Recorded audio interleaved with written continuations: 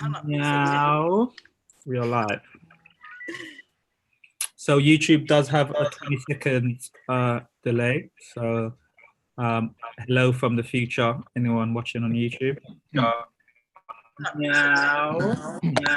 Welcome. We are live.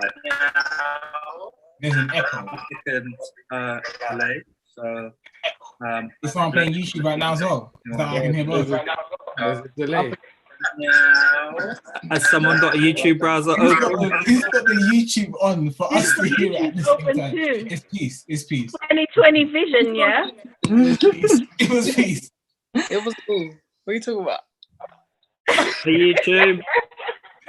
Yo, my God.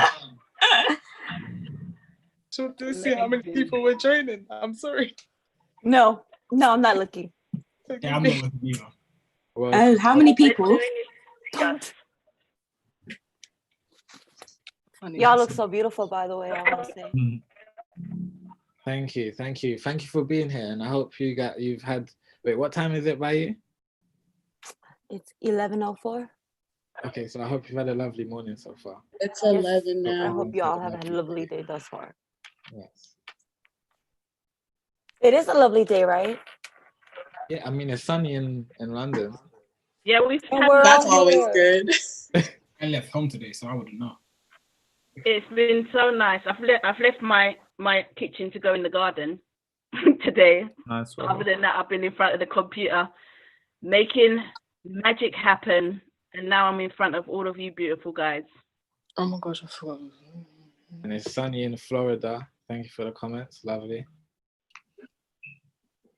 It's Nice. sunny out here, but I'm staring at y'all. Hi, She, dear. Cool. So, you good to go, Musa? Yeah, we can. Just Jump straight one in. second, Musa. Okay. Yeah, when you're ready, Mama. Yeah. Yeah. Cool. Welcome everyone to the live put together by Fully Focused and Taking It Global. This is a live transatlantic conversation with the youth from UK, America, and Canada. And I just want to say thank you all and big yourselves up for being here today. Yeah, much love, much love.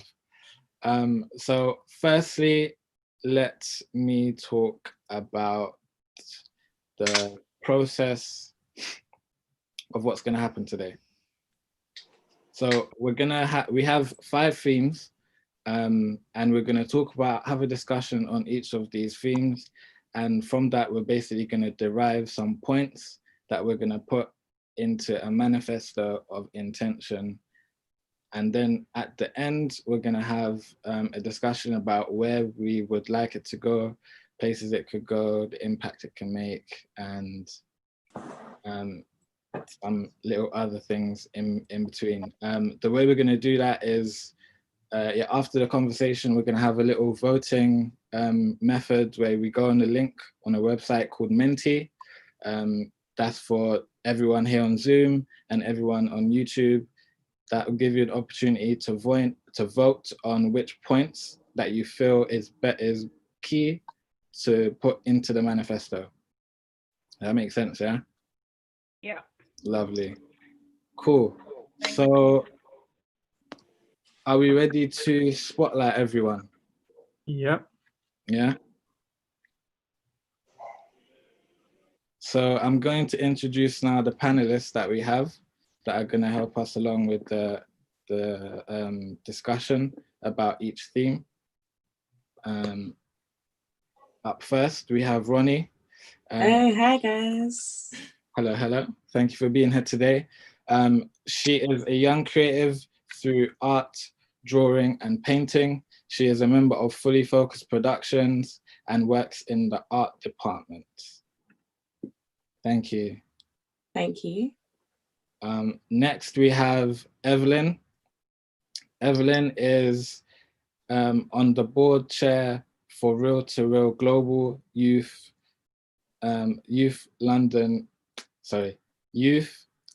Film Festival. Real to powered Real by- Global Youth Film Festival. Sorry. Film Festival, yeah. Powered by Better Youth. And you're in California, America, yeah? Yes.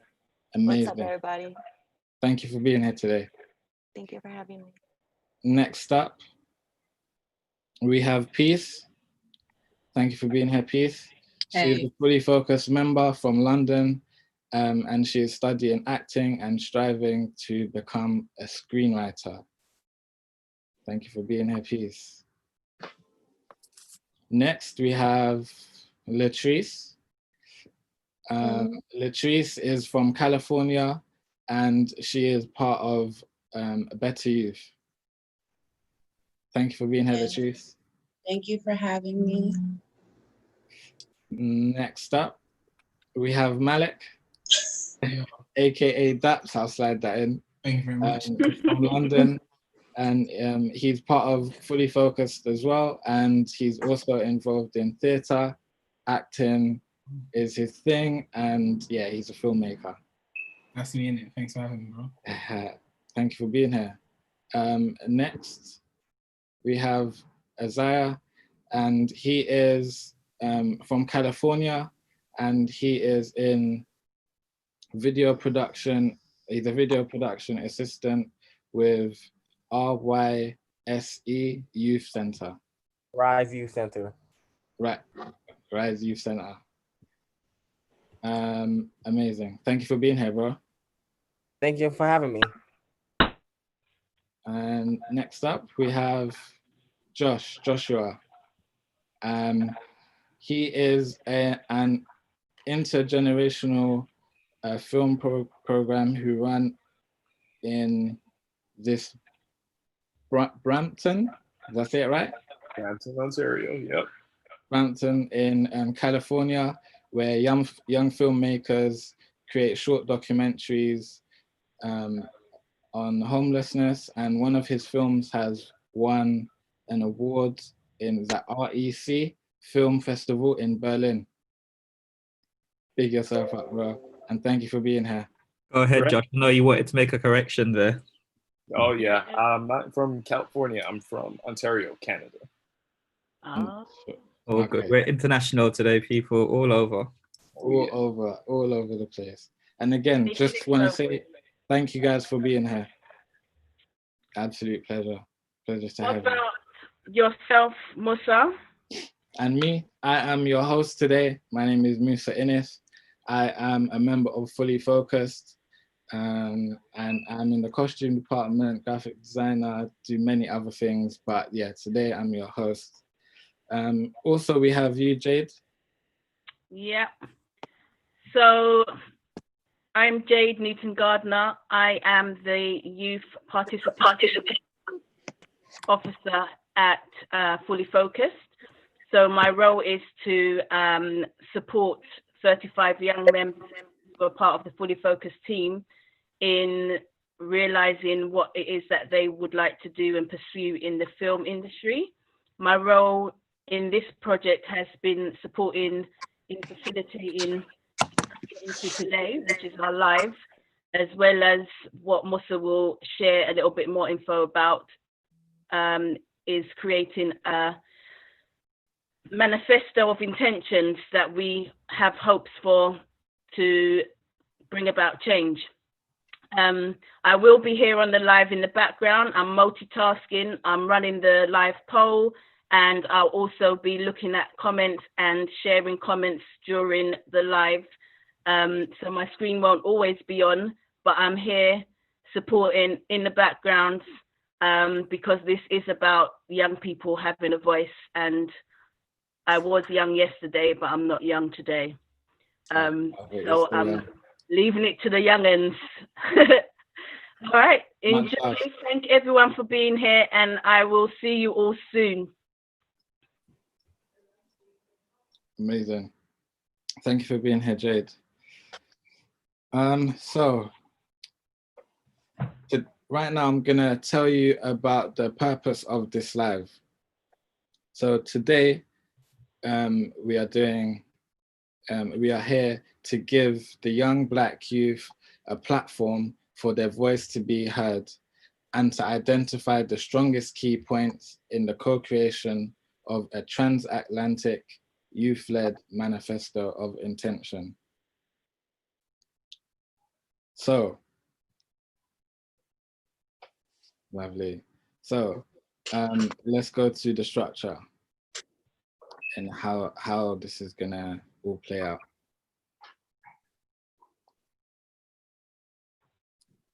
Three, two, one.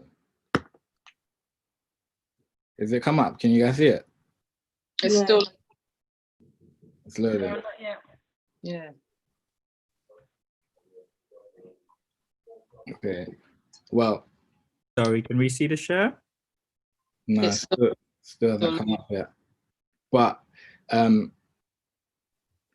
as we said, as I said earlier, we're gonna create a manifesto or some points to put into the manifesto based on the conversations that we are going to have. So we have 5 themes, and there's a couple points in each of these themes, and we're going to speak about it, and then we're going to go on to Menti, and on Menti we're going to have options. We're going to have maybe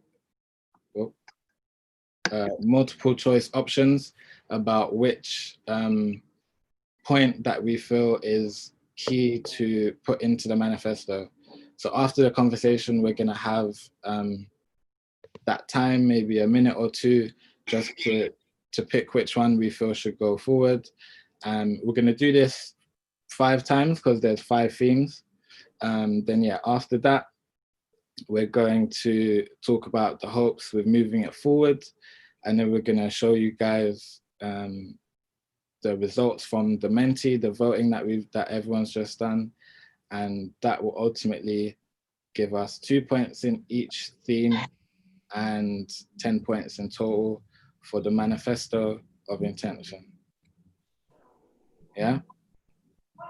Cool. So I think we are ready to show the Menti.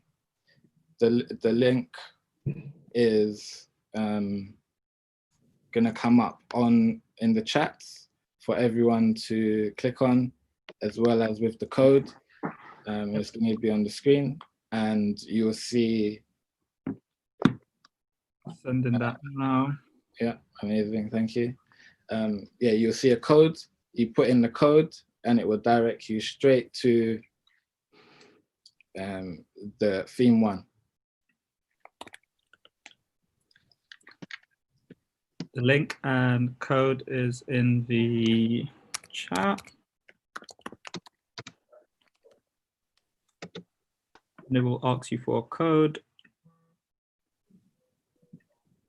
And then put in this code.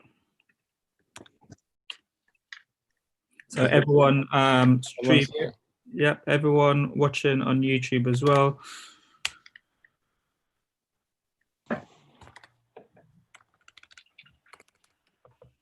So the code, just for anyone that might be on the link right now, is 104960. So you put that in as you go into menti.com, and you put in 104960. Yeah, so even on YouTube, you can get involved too. So if you go to menti.com and use the same code 104960, it will take you to the first poll, which is asking if everyone is ready to get involved. And right now, it looks like people are, but we'll wait for another minute or so to see if we get any more people who are interested in getting involved and being a part of what could bring about change for our young people. The code again is 104960. 104960. Has everyone got involved, yeah? We have people involved? Yep. People, it's going up. It's going up. Someone's asked for it in the chat. Lovely.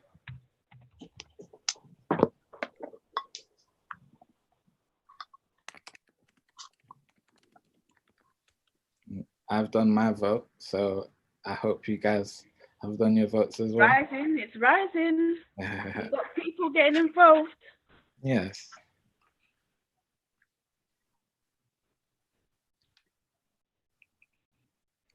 Cool. So Mus, are you going to share a little bit about the process into like so far in regards to how we've got to today?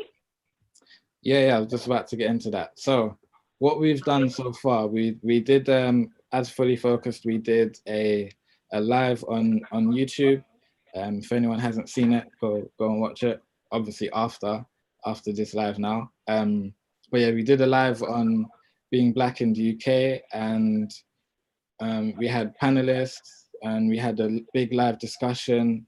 After that, we showed it to Taking It Global, and they suggested us doing a transatlantic conversation combining all of our points, views, feelings, thoughts for change into something. And then after that, we had a couple more meetings. We put out a questionnaire regarding what people would like to talk about in the live and the kind of things that they would like to see change in the world that we're living in right now.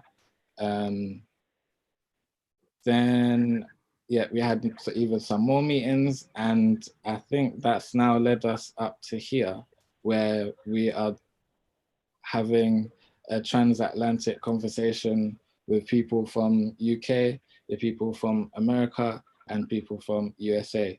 And yeah, let's get into it.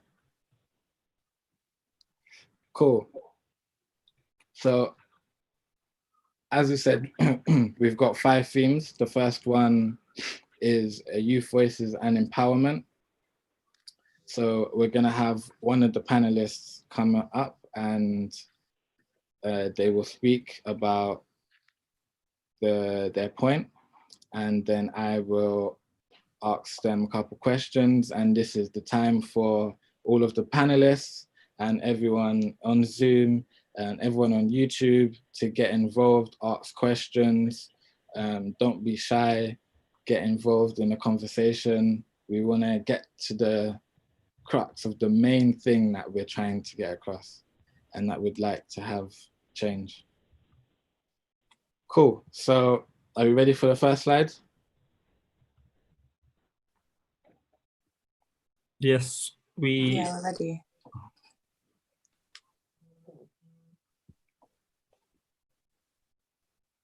Ready for the first question. So the kickoff question is going to go straight to Ronnie. When you're ready, Ronnie. Yeah, I'm ready. I'm ready. Oh. You ready to ask Musa? Yeah. Is it gonna come up? No, babe. No. Okay, so regarding youth voices and empowerment, yeah, Ronnie, how would bringing young Black people together creatively amplify their voices and empower them? Whilst I think it's important to bring young Black people together in order to show them that they have a community, I also think it's important to bring everyone together. And in that, people need to be able to understand each other and put themselves in situations where they're uncomfortable to know the backgrounds that everyone's come from. So for everyone to know the differences, like as much as there's differences, there's also similarities that have affected people to where they are now. And so through bringing everyone together creatively, it means that young people are now in charge of the output of what we begin to show through mainstream media, because obviously there's a lot of negative stereotypes that are being shown through the media now of coloured people, especially Black people. So as much as it is up to the casting directors and people in society to change that, we need to understand that we're the society now that is able to change that for the future. So as young people, bringing them together creatively, everyone together, and enabling them to understand each other gives them a platform to express how they feel, but also understand how other people feel creatively, so we can put our output into the world for the next generation to grow up and fall into positive stereotypes into negative ones. Yes. Nice. So that sounds like standing up for, say, better treatment for the youth. I think better treatment, like valuing more what the youth has to offer rather than just leaving it up to people who have more power. Like when young people have ideas for things they want to input into mainstream media, it needs to be listened to more, what they need to portray, because that's what they're going to leave for the next generation. So value and teach the youth that they are the future. Yeah. Okay, cool. So in regards to how it can empower the youth and give them a voice, would you say that it would help young people knowing their rights? Knowing their rights? Yeah. In what circumstance? Like which type of rights? Any rights. Like, yeah, go on. Yeah, go on. Just for in order for like young people to know their rights, and for them to have a voice and a say, and for them to feel empowered with that. How do you think teaching the youth that they are the future, how do you think that can help that? Wait, what do you mean? Like how would, because your point was more on how like if we teach the youth about the value and that they are the future. Yeah. So how can that help like young people knowing their rights and empower them and give them more of a voice? I feel like through bringing young people together, they begin, like, you learn things from each other rather than learning things from what the system wants to tell you. So from that, people, as much as, like, I don't know, I don't quite understand the question, like, teach them, what do you mean? Because you're saying, like, and anyone else can jump in and ask questions and get involved as well, yeah? So Ronnie, you were saying that the youth, if they know their value and they realize that they're the future and they're, so how can that help the youth to know their rights? If I can jump in, maybe. Yeah, you can jump in, because I think perhaps the young people knowing, people passing on to young people the fact that they are the future, as Ronnie has rightly said, that they are the future belongs to them. Perhaps that will encourage a bigger conversation or more learning about their rights, and about knowing what things they have the rights to, because they're going to need to act on that in order to build that future for themselves. Can I add as well? Yeah, go for it. I was just gonna say, like, just agree with Alex's point. I think that when if young people know that like their voices has value, they're gonna use their voices. Do you know what I mean? They're gonna use their voices to make change, because they recognize that the voices matter and what they have to say matters as well. And I believe that if my voice matters, and that means I can have influence in whatever I am doing, in whatever career I'm going into, or whatever change I'm trying to affect. And I believe with that, what comes that influence comes with also responsibility to make sure that you're giving good influence, so you would go ahead and know your rights, or at least go ahead and try to learn what your rights are before you output anything. Do you know what I mean? And it's not just about, obviously, have experience is a level of I guess experience that I can give you a level understanding of your rights and stuff, but also you don't know everything. So I think that extra search is also important. But yeah. Yep. On that, I'd like to. Oh, go ahead. Oh, thank you. I completely agree with Ronnie and Peace, because sometimes with kids, with youth, they don't always understand that they are the future and that their voices matter, because society's not built that way, especially for young Black kids. Sometimes we feel like our opinions might be pushed to the side, or that we might not, like, what we have to say might not be as important. So it's important to equip youth with the understanding that they are the ones that are going to be taking us into the next step. Like, everything right now, we're just laying groundwork for them. We're laying groundwork so that youth will be able to take over in the future. And that is why we need to help build communities, because in building communities for kids to come together and learn about each other, they can grow, and they will know within themselves that, hey, my voice matters, and what I say can be brought forth and actually produce results. And that is not commonly known around with youth. Like, when I work with youth and when I talk to them, they usually think, hey, well, yeah, I'm just a kid. What I say doesn't really have any weight or value. And I'm just like, no, think, like, you yourself as a young person can change the world. And we need to enforce that into our youth.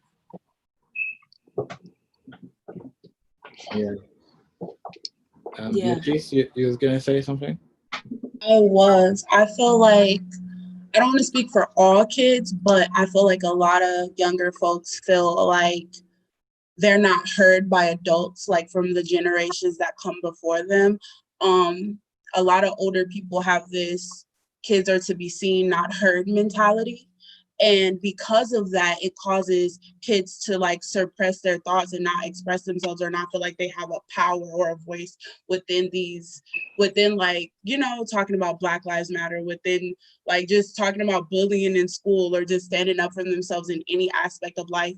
And because of that, it's so important to make sure they feel valued and make sure they feel heard. Because if you ask me, they have the best minds and the best ideas to implement a better, like, to create a better like future, because they see the stuff that's wrong and they want to fix it and they have ideas to fix it. And if we don't let them feel heard and we don't let them feel valued, they won't express it. Like, people don't go vote because they feel like it doesn't matter.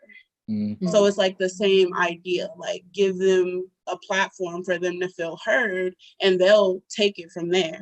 You have to trust them and trust their ideas for them to be of value to anything going on in the world right now. But I was going to ask you, so what was the question about create? I think it's the first question you asked, Ronnie, the main one before this dragged off. Could you repeat the question? The first one that I asked Ronnie. Yeah, just the whole question. How would bringing like young Black people together creatively amplify their voices and empower them? Okay, sorry, I was just thinking second thing at once. Yeah, I mean, so like, even with what you guys are saying, how do you feel like standing up for the treatment of Black people, the Black youth, would empower them and give them a voice?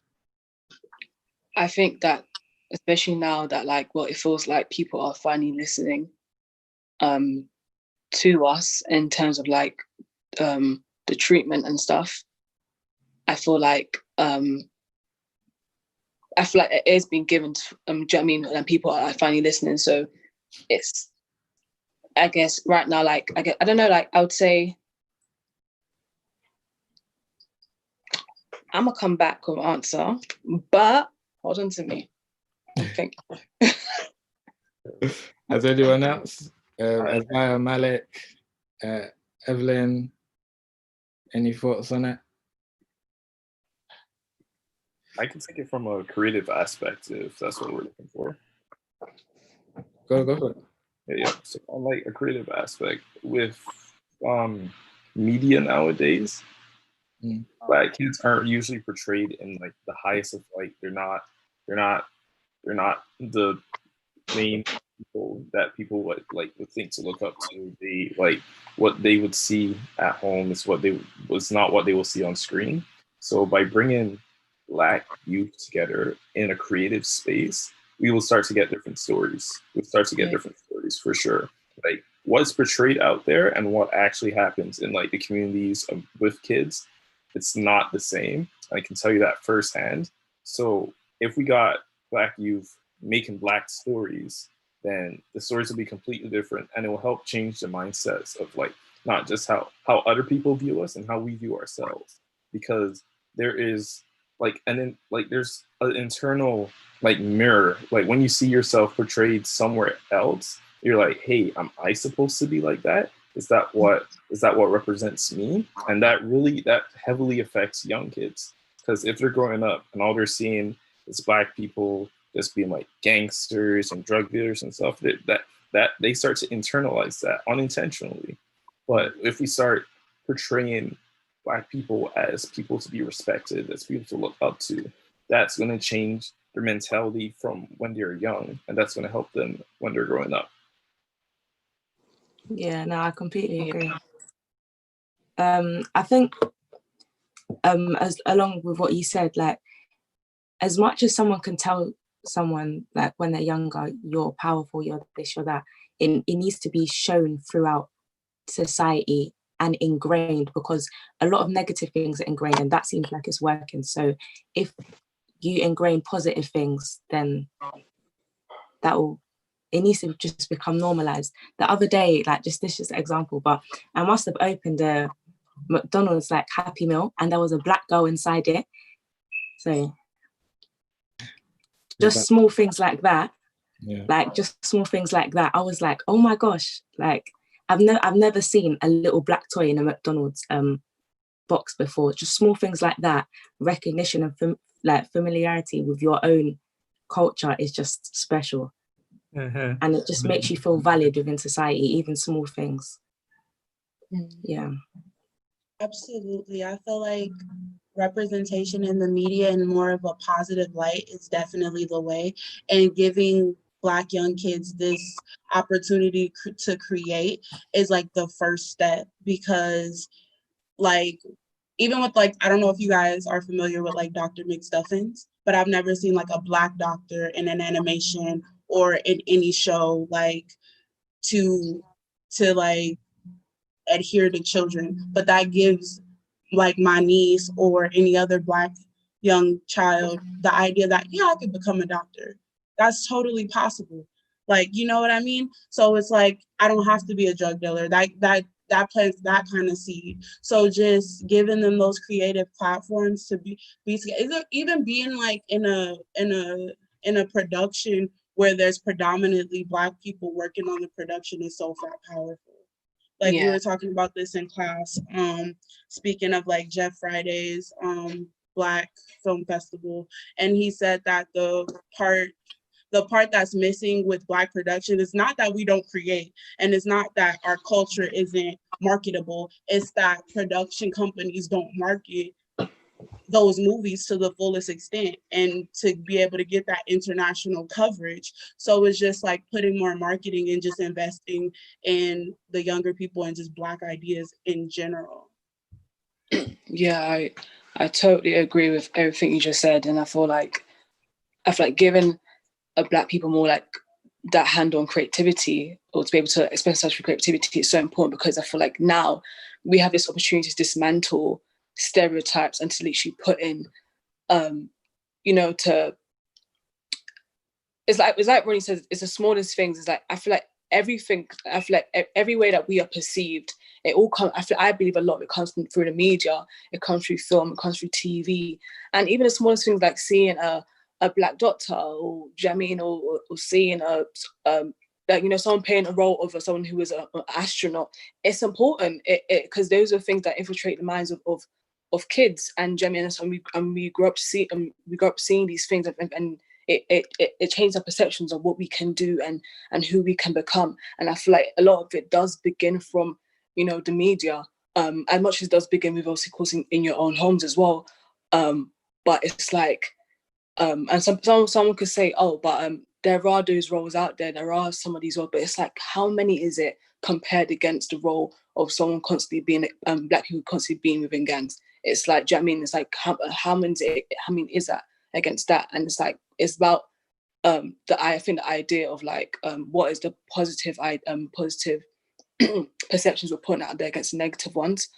So I feel like this is really a great time to start dismantling things and really putting out good perceptions of ourselves, because our stories are diverse and are very versatile compared to what is out there.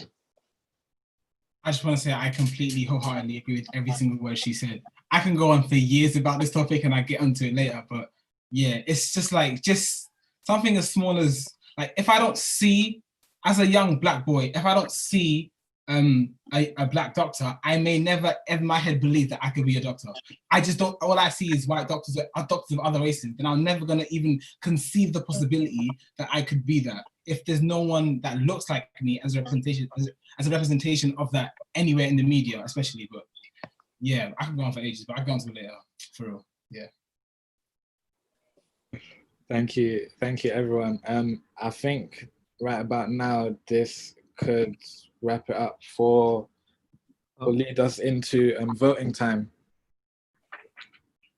because we've had a nice discussion and we've covered most of the points, and yeah, so on the screen will appear the points as well as the website, the link menti.com, and it will show the code as well that you can put in if you're not involved at the moment.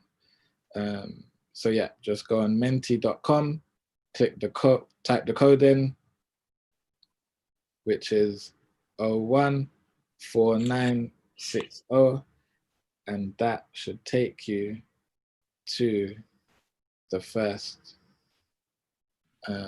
point in which we want to pick is most important to go into the manifesto.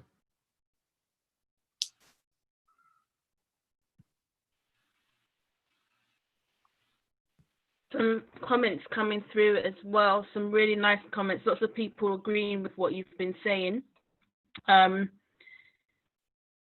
It's important for young people to control the narrative. This is from Shadea.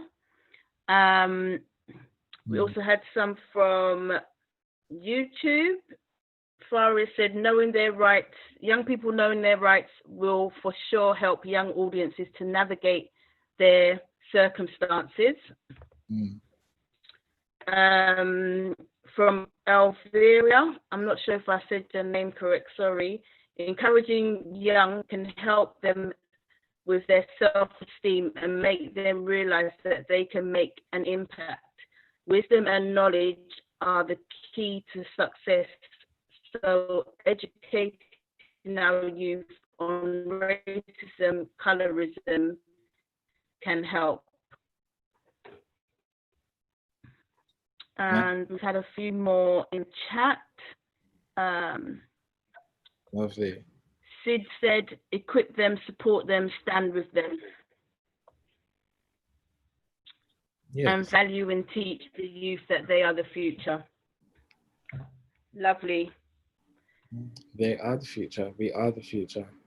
Absolutely. That's why we're doing this today. Exactly. Cool. So I hope everyone... Oh, you're breaking up a little bit, Jade. Yeah, but yeah, I hope everyone here on Zoom and on YouTube has voted, has picked which one they feel is most important to go into the manifesto. And now this leads us into the next question and the next topic to have a discussion about. So, Peace, How you doing? Hello, I'm doing fine. Lovely. What are your views on protesting, and what impact do you think it has in increasing young people's knowledge and education? Okay, I'm gonna try answer this in like two questions, but okay. I think I feel like one it's a necessary step. It's like one of the first steps and like movement towards like making change. And I say that from somebody who has gone to one of the protests. I feel like there was something about, I think in my experience of going, in the unity that was there, in the unity of like just people from all different races and backgrounds and religions just being present at all of these protests, that just showed that, I guess, what is going on is not just a Black issue. It's not just an issue for, that only Black people should be concerned about, but it affects everybody.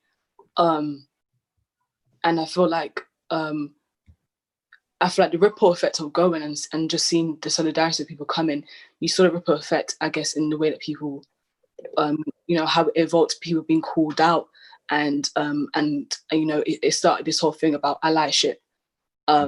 So I feel like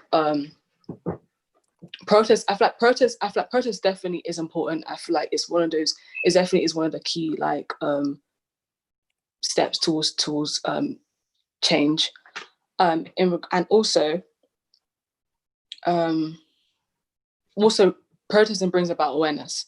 I feel like that's definitely important for education. It's so surprising. It definitely surprised me how many people just weren't aware of how bad racism is, or how many people just weren't aware of how rooted it is, in every society or in their own society, or their own country.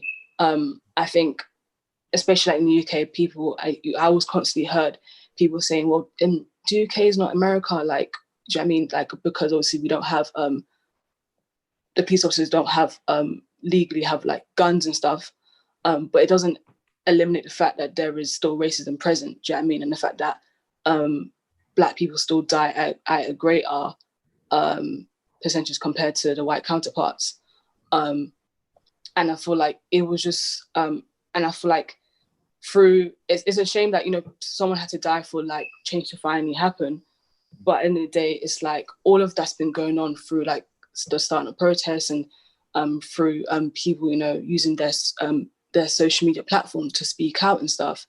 It has started a form of education, hopefully, where people who not only are understanding the fact that yes, there is racism present, but we are now kind of like deconstructing how present it is, and I guess how much it kind of just the different faces of it. Do you know what I mean? I think people kind of see racism as like this direct thing, but it's like it's direct, it's indirect as well. It can be institutional, it can be systematic, systemic, maybe wrong word, who knows? Okay. But you can say it can be subconscious, it can be conscious, and some people literally, it's either they don't know they're being racist because they've literally just learned to be prejudiced or ignorant from when they were very, very young, and it's like unlearning those habits. Because if you are, I feel like, and it's like some people don't even realize the fact that a lot of the perceptions of other people through different backgrounds, different religions, or different everything from them, they don't realize that all either comes from the media, maybe from what the news says, what film says, even though they've probably never befriended or met somebody from that type of background before. And it's just so dangerous to think that if all your knowledge comes from that, that is just so scary, as well as some schools may not even, I guess, put out there the right kind of history. Do you know what I mean? Like I've always said that for me, I never really learned about Black history when I was in school. I never learned about slavery. I learned about slavery through a film. Do you know what I mean? So it's like, it's about how much do we learn, how much do you not learn, and how much of what you learn is even correct. So in regards to like education, I feel like now, like with this whole movement going, we see so much people who are recommending books to learn, even other people going back to kind of, I guess, kind of like understand what is their own kind of history before all of this kind of level of oppression, what was their own history, I'm trying to say. So yeah, what else can I add? I feel like also protest and stuff opens up conversation. I feel like that's one thing, you know, it opens this big conversation of the fact that why are people so scared to address racism? Why are people so scared to speak about it? Do you know what I mean? To call it out. And I guess just to, and I guess it just kind of starts from there, and people being willing to have a conversation about this and that and how it affects you and how it affects other people. Because I guess like if you're not someone from ethnic background who goes through racism or prejudice or, do you know what I mean, or discrimination, you're never really gonna get it. And you can be very oblivious to it, or, do you know what I mean, because it's not affecting you. And I guess like this movement has really kind of allowed people to start speaking about it, and people are willing to, I guess, start to listen and not get offended, do you know what I mean? And to even recognize their own biasness as well, because whether we like it or not, I guess a lot of people, they don't realize they even play a part in allowing, I guess, racism to remain within our society, because it's so easy, I guess, for mainstream media to say, oh, it's going away, but it's not. It's just still there. Yeah. Would you say protesting supports in identifying what we demand from the government? And that's to everyone. It's open to everyone, yeah. But go for it. Oh, okay. I was gonna say yes. I feel like seeing, I would say, seeing, especially like when I went to the protest that week, and just a continuous process that happened like every single day, we saw the effect, we saw how much pressure that put on the government. People went to the protest, they signed the petitions and stuff like that, and it enabled Benny Madringa's case to be open. So that's an example of, I guess, change being affected. And we've seen how much now, how many like companies and stuff want to, like, you know, I guess, make either their team a bit more diverse or whatnot. So I feel like protest does have an effect, and I feel like especially when it's consistent, it does have an effect. And especially when it's like everybody speaking about it. So not just so, you know, you have like public figures as well, you have celebrities speaking about it, and you even have like, just, I guess, the times I've even seen politicians, I guess, speaking about it as well, and speaking about openly on social media or on the news and that's important. All of those things match together, and joint in unity is so important for, I guess, everything to have an effect as well. I don't know if anyone else wants to add on, but yeah. I'll add on. I feel as though protests definitely help as far as like being heard, because like, I'm not gonna lie, I love the whole recent protest that was going on, and then when it hit like France and like it was just a worldwide protest, I was like excited. I was like, that's what we need, like, because it can't just be, you know, people in Georgia or people in LA and California. It can't just be one sector of people, because being Black in the world is not just an American thing. It's not a problem for only Americans. Like, Black people are being like discriminated against everywhere in the world. It's a difference being made everywhere in the world. So I think it's very powerful, and I think it does have the potential to, you know, give us a voice to state our demands. But I feel like at the same time, like, police and like just different people like took that opportunity with the whole looting to try to change the narrative, and again make us seem like we're just uncivilized beings acting out, when it's not just that. Go ahead. sorry, night. And that's why I feel like it's so important. Like, even when you are attending these protests, like, so something I was so let me find it. Okay, so we saw how the media was so ready to the media or police were so ready to like to always document the negative aspect of protesting. Do you know what I mean? That part where there was like rioting or fighting or things being broken, but and I guess the attention's being taken away from the what do you call it, the actual peaceful protests that are going on. Do you know what I mean? The actual solidarity and unity that was being shown, and we saw how easy it was just for them to just kind of switch that image to that. But then that's why it's so important for people, especially key and public figures, to attend these protests, because they have a bigger platform to show the world that, look, I'm at this side of the protest and actually it's peaceful and there is no violence here. And actually, if there is violence, it's actually being incited by the police and not by the people attending here. And if it is also, and if it's not the police, then it's by this unruly group of 5 people, and not actually by like the entire people here that are protesting. And I thought it was, and as I continue to kind of keep up the protests also that's going on in America, we see how much the government and the police are abusing their power, and we see why it's so important for their power to be defunded. But it's also so important for that part of their abuse to be identified and to be seen and not to be hidden, because it's like, I think a lot of people never really believe, I guess, like the media were just chatting rubbish until they realize that, yeah, they've been chatting rubbish. And it's like, it's so important for everyone to have that like kind of similar understanding that, and I guess just to see that, so they can recognize Black people we're not unruly people. We're not out here just trying to break things. We're not out here breaking things for that. And that's not us. We're not doing that. Do you know what I'm trying to say? And we're here to protest and make actual change. And literally, like you said, it's like, it was so beautiful just kind of see like this ripple effect of people protesting around the whole world. Like all 50 states in America did it, and that was just something amazing. So yeah.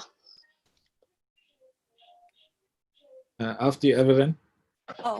I also believe that. I mean, I feel like the word protest is so narrow in what we do out there, like, or what we're doing. I feel like showing up is, like, for me, a much better word, because as somebody who's put their body out there, right, like, to address issues that affect Black, Indigenous, and people of color in general, around the world, even if there was issues around the world that I should have even challenged myself in understanding a little bit more, in my heart, I felt that it was right to be in that space, in that moment, on their behalf or for them, or whatever, terminology is appropriate to use there. But I moved with my heart, and that's what I'm saying, right? And so I feel that in protesting, we find ourselves in different ways there, right? Sometimes we're not able to be there presently, but we're able to communicate with other folks about what's going on. Or maybe we're not able to, and also the word like protest, like when I go to protest, I've been to protest where we spent all night outside at LAPD and we had 30 cops in riot gear, like, trying to like not make the situation peaceful. And then I've been to protests where we're dancing and we're having fun. And then I've been to protests where we're playing with the kids. And so I feel like this idea of protesting, sometimes even the negative narratives that come with that word, like rioting or looting, it is like, to me, property, those things are there. They don't, life is more valuable, in my opinion. And that's where I think like protest narrows down what we're trying to do. And I feel like people are dying, right? And so protest is definitely, I love protest, the energy, the love. I love it. I think that that's necessary because we need that energy. We need that love. We need that community. We need to have each other in order for us to know we're not alone. And so that community can maybe, like as we're doing now, listen to each other, right? And try to figure out what are the experiences and what are the impacts, and then where do we go from here, because change is happening, right? And so I feel like protest is a beautiful thing. I just feel like that word really narrows down what it is, and it's a fight. We're warriors. We're out there fighting for love. We're out there fighting for dignity. And that's how I feel about protests, you know. I hope that was a question. Yeah. I agree. And what about like with regards to building a community? Like how can knowledge and education, like how important is knowledge and education in regards to like self-love and building a community? I feel like I can speak on that briefly. So from K to 12, I didn't have an educational life. I was a disabled child, and also the state was on our back. And so I was taken away from my family. And so the educational career was not there. Through opportunity, through luck in college, I started learning and I started listening. And it was all by accident. I was just in college because in California, you get financial aid. And so I didn't even have the idea that I could become anything. I was just there because I was like, oh, we can get cash. Oh, let's roll. You know what I'm saying? And so I show up and but in that space, I think that educational structures can be challenged as they are, but that's up to us, right? And so I feel that when we are in those spaces, we have a chance to imagine. We have the opportunity to imagine. Not that we don't have it in other places, but there is focus. There's the idea that they could be focused. And I feel that just the possibility to imagine and then the possibility to give it time. And I think that the structure that I see now that kind of does that or wants to do that is the educational spaces, right? And so if we have that nurturing there, then that's one place.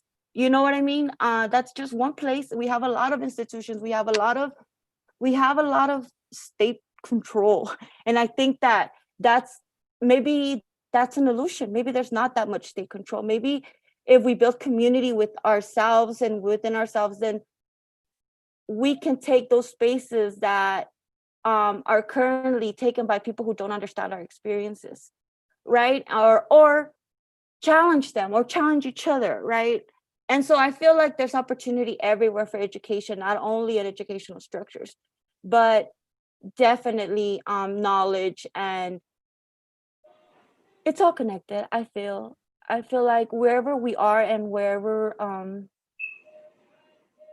we are, we can do this. But I think that educational structures just brings a very unique opportunity, at least from my personal like experience. Sorry, I was gonna say, Okay. could you repeat the question so I can just, yeah, sorry. The last one I just asked. Yeah. Like how important is knowledge and education in regards to like self-love and building a community? And when you say that, like education, do you mean more so like, I guess, what we learn about ourselves and I guess our communities in school? What does it look like to you, I guess? Because it can be open to anything, you know.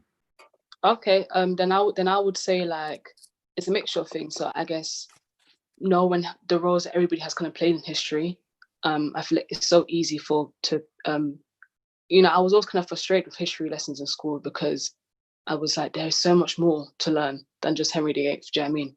I'm learning about the whole Tudors and do you know what I mean? And it's like there's so much time spent here, and I just wish that I had learned about, I don't know, like who would like I wish I learned about the Windrush in school. Yeah. Just simple little things, or like even things like maybe like even the role that ethnic people played within like the world wars. Do you know what I mean? It's so easy just for like the world just to only show white British people, to show that they didn't who that fought, but it's like it's much more bigger than just them within it as well. And also I feel like even within school, I'm really blessed that I did a subject like government and politics in A level, because it made me kind of seek out like what are my rights, to recognize the disproportion within the laws, within within the laws, within just politics, and just within like who occupies what role I guess just the laws that are just really against certain ethnic groups, and just really think that make things much harder for like people depending on what your class is. And I just had that knowledge, and I guess like just from early on, just learning that, it made me really question a lot of things, and just I guess, and I think for myself, and it never really held me back, I guess, in the sense like what I can do or become, because there's people that need to be there to make change. Do you know what I mean? And I don't know, I think anything that kind of, I guess, learning about these type of things more just made me aspire more. Do you know what I mean? So like, huh? It helped you build self-love. Exactly. It may help me build self-love, and just like and just kind of like the confidence to know that I could do anything I wanted to, like be anything I kind of wanted to be as well, in a way, or just kind of more like knowing that, okay, people need to be here to challenge this, and clearly people that are here right now are not going to challenge the policies that are, because at one point I wanted to do, like, Lord, that's a whole different story, but I feel like education is so important. It's so important, even like from the people who are teaching you and just what you learn. And I cannot even amplify how important it is. Just I guess. Yeah. I can't. No, I agree. I agree, but we have another panelist who's gonna share a few words as well. Monica, if you'd like to share your thoughts. Hello, everyone. So I was really touched by everything that you guys were saying, so I wanted to become a part of the conversation. Oh, welcome. So my name is Monica Basaint, and I'm from Miami, Florida, and I am an educator. So I work with a company called Urgent Inc. And so we go to schools and we teach the young people about like all things about them. We teach them that they're there to transform their communities, that they can do it through podcasting, they can do it through film, they could do it through poetry, they could do it through all sorts of media. So that's what we go there to do. So to do that, like I like how you were saying, like, you know, school is important because you can learn these kind of values there. And so that's what I go there. That's what I go there to do. So we recently had our own, we have our conference called the YEDC, the Youth Economic Development Conference, where we invite young people to lead the whole thing. So they're like, yes, we're the backbone. We tell them this is what you do, this is how you do it, but we leave it to them to lead all the discussions. So the conversation that you guys were having about like the protesting and all that, we had this conversation and had them bring that to the community. So we had that conversation, and it was interesting to me that they see the same views that we see. Like they understand that what's going on isn't right. They understand that the way the police are responding to the people protesting isn't right. They understand that everything that's going on is just, you know, it needs to be changed. And they do understand, like, they're like, okay, we're gonna write some letters to our governor to get these changes made. We're like, okay, so you know that they have that level of understanding. Keep in mind, they're like 13 and 12 and 10. So I'm like, wow, do you like, it's not just us who can make these changes, it starts with them. So then we're there to be like, yeah, let's get these letters written. We're gonna send them out for you. So we're gonna make these changes happen. So I was like, yeah, when you guys were speaking about kids being the change, I was like, yes, thank you for hitting those points. So how I feel about everything that's going on. Amazing. Thank you for sharing. You're welcome. So yeah, I think this now leads us into voting time. So hey, can I say one thing? Yeah, go for it. Okay, sorry, I don't want to like, you know, make this longer than it needs to be, but I feel like as a colored person, education is extremely important, more so than anybody else. And I don't want to sound like nasty or rude, but that's just true, because at the end of the day, when slavery like became about, the first thing they did was deny us education, deny us the right to read, right? So, and then they would put these messages sent by us most of the time, and we would be able to look at these things and not even tell that this is like something that was written against us. So now it's just like, now that we're like, and now it's just like, now it's like transferred into like the school system. Like public schools don't have the same things that's offered in, you know, suburban areas. Like And that's the problem. Like, we still are being denied a proper education. Like, in my school experience, I had a lot of great teachers that were smart and knew what they were talking about, but they couldn't control the classroom because nobody sitting in the class felt like they even understood where they were coming from, or they felt like they were just another troubled kid in a class with a teacher who doesn't understand. So a lot of the times, like, I was in class and a lot of kids weren't learning, you know what I mean? Yeah. And it's not to blame the teachers, and it's not to blame like any of the school faculty or anything, but it's like it's embedded in the school system.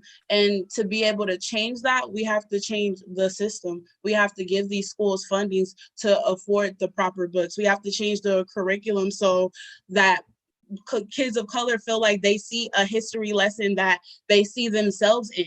And we don't want to just hear about how we were slaves and we were beaten and we were, mistreated and we were abused. We want to hear about how we were like kings and queens, and we were, civilized beings, and we were putting forth like effort and action into building our community and building beautiful pyramids, and how that came about in the most loving and, beautiful way. Not saying we don't need to know that part, the other side of history, but that's not the only thing we need to know. And that's how you get kids to believe in themselves, and that's how you get kids to be interested in reading a book. When kids say they don't like to read, I have nephews, I have nieces, and it breaks my heart to know that kids feel like there's nothing in a book for them. Or that they can read it, but they can't comprehend it because there hasn't been a teacher who took the time out to really bring that confidence out of them, or really sit with them and try to like go to their house and figure out like, why do they come to school and they don't want to talk to nobody? Or why do they come to school and they feel like this or that? Because these kids are going through things that are affecting their communities, and it's not being addressed in the schools. Yeah. Damn. Yeah, I agree 1000%. 1000%. And yeah, as we're saying, this leads us nicely into the into voting time. So if we go back onto Menti, for anyone new that hasn't joined Menti yet, or the voting system, it's just click menti.com in Google, and then put in the code that will come up on the screen now, which is 104960. And then the next question will be up for you to pick a point of which you think is more important to put into the manifesto.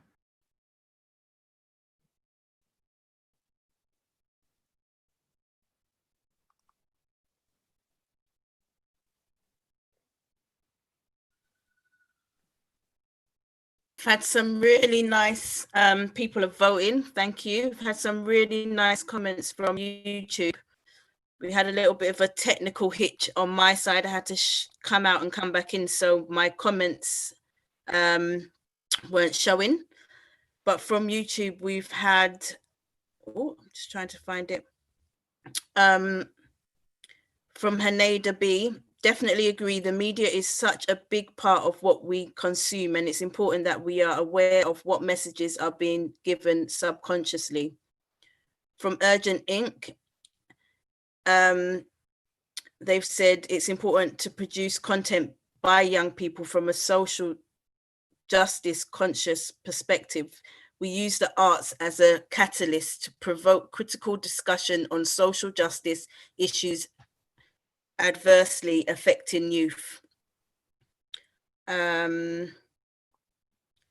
Also from Urgent Inc., it's important that we present the narratives that promote the change we need to see from youth lens for Black and brown young people, that validates and recognizes their strengths and talents.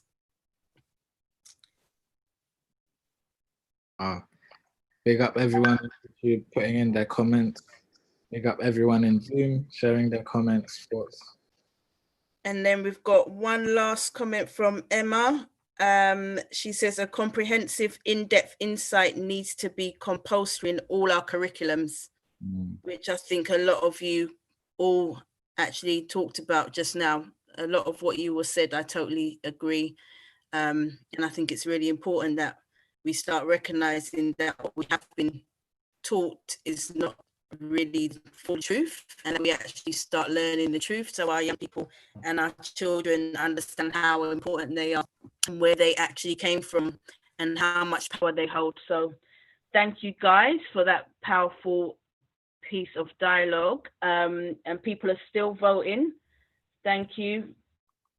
Just remind people on YouTube that you can also get involved. If you go to menti.com, the code is 104960. So you can decide which out of these suggested manifesto points should go forward in the final manifesto once it's complete.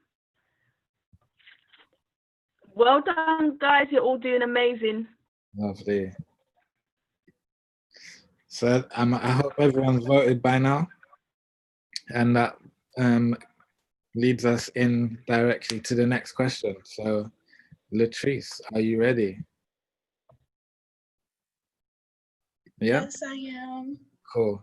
So what do you feel needs to be done to reverse the negative effect in urban communities in terms of clear differences made between them and suburban communities?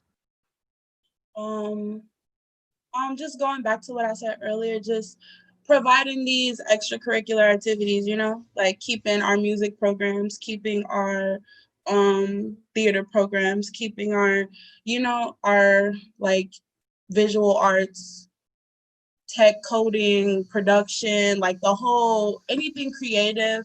Like we all know, like that's Black people's way of expressing themselves. That's always been our way of getting our message out there, and just that's been our news. Like you have the news on Channel 7, and we have our music, and we have our murals, and we have our theater, and that's how we get our messages and our stories across. So to take out those programs in communities that provide that would provide that to, you know, Latino kids and Black kids and just kids of color, and taking that away, and then still having it accessible in suburban schools or private schools that's expensive and out of like these kids' like income range, that's what needs to change. And then just implementing more meaningful and representative curriculum choices, like teaching Black history and teaching you know,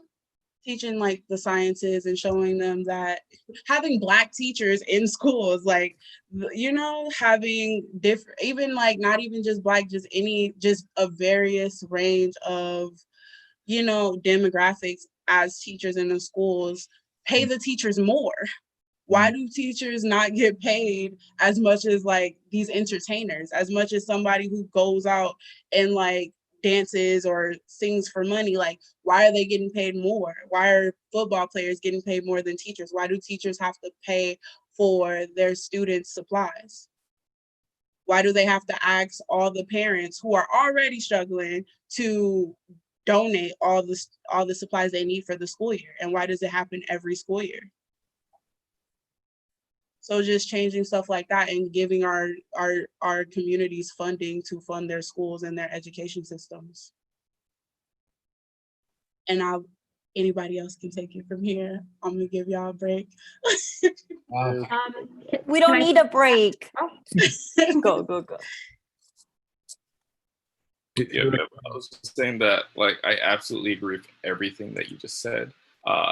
Within our school system, it is difficult to properly recognize and help youth grow, especially if they are people of color or persons of color.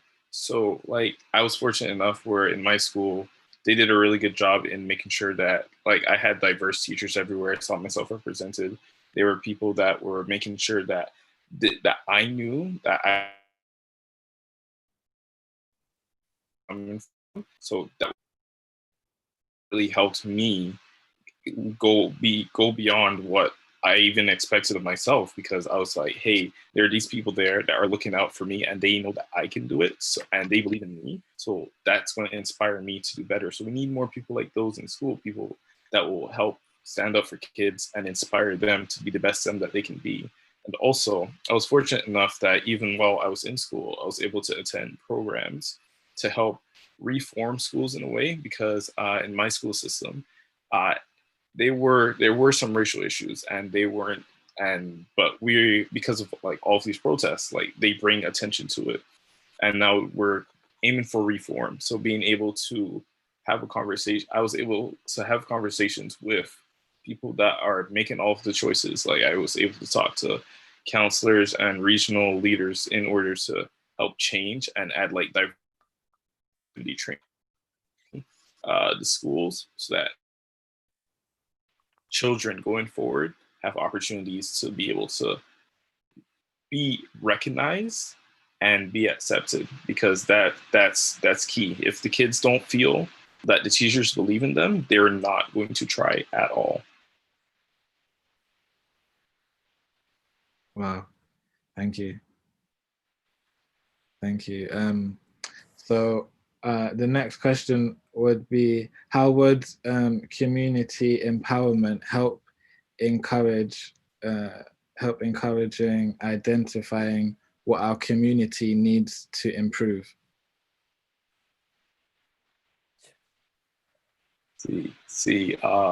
That that's actually my specialty. That's where I work. I work within youth leadership. I work with community in order to empower youth to understand that their voice matters, and and that they are the future. So here's the thing, when kids don't understand that they have power, nothing gets done. These are the kids. If kids don't believe in themselves, or have people don't believe in them, they just shut down. They're just like, all right, like I've just come in and tell me that, yeah, what I say doesn't matter. Like my parents didn't go here, so I can't reach there, and everyone else tells me that I can't do anything, and because of that, they just completely shut down. But that is not the case. Every single child is able to accomplish great things, but we need to believe in our youth for that to happen. Like my favorite thing to say is that we have to raise the bar. We have to raise the expectations for the kids, so they know that they can meet it. But we also have to raise the floor. We have to raise the standards, but also help them be able to achieve it. So we can't just tell them, hey, you can't do anything. What you say doesn't matter. We have to say, hey, you can go up here, and let me help you get there. Yeah, for real. Can I say something? Yeah, please. I wanted to say, I had a teacher that was like that, and she would push me a lot to do better. But there was only so much she could do, like by speaking, until she actually showed me that she wanted me to do well, which was when since like primary school through secondary school, I hadn't learned about black history in school. But when I got to doing A levels, this teacher that was pushing me, she input us to go home and research about Black history, and she gave us a specific book to research, and that, like, it nearly made me cry, because I'd never actually been given that to do. But people can only do so much by saying things like that they're going to try to push us. But when she implemented that into the curriculum, it was like, yeah, like this teacher wants us to really learn about our history. And that was, for me, that was something that really showed me that she was down to like try and make change. That was the difference for me. Can I just jump in a minute? Yeah. So I actually saw the excitement and like the energy that Ronnie got because I saw her Insta story. And yeah, she was just like, it was serious. Like, I've never seen her so excitable, and I've never seen her have so much life and just be so like, I want to do this piece of work. And it was just because one of her teachers implemented something that was about her and about her people. and it just made such a difference. You could see it in her body language, in her energy, in her vibe. Like, it was just beautiful to watch. So imagine if we had that all the time, like how special we would feel and how wonderful it would be if we had that all the time for our children and our young people. Yeah, I just wanted to share that. Oh, thank you. Thank you. We can have it. It's up to us. Go. I was just gonna say, like, I feel like it's so important, just like even having those teachers that like that just genuinely care. And like because I went to like a school that was it was majority of people that went there were Black, and like but a lot of our teachers were white and stuff, and you saw, and there was this weird thing of like seeing a lot of teachers that just easily gave up on us but they didn't understand they didn't give enough time to understand where we came from, to understand, do you know what I mean, to understand our background and whatnot. And it's just and it's so easy for young people to read when a teacher is not interested, or when a teacher just is there's just this boundary and they don't believe in you, do you know what I mean? And I feel like I had that kind of experience in school, because Mimi, I always it's a weird thing, because if you had like maybe like and one teacher saw a goodness within you, but because of the position that they were in, they couldn't really do much with what they saw.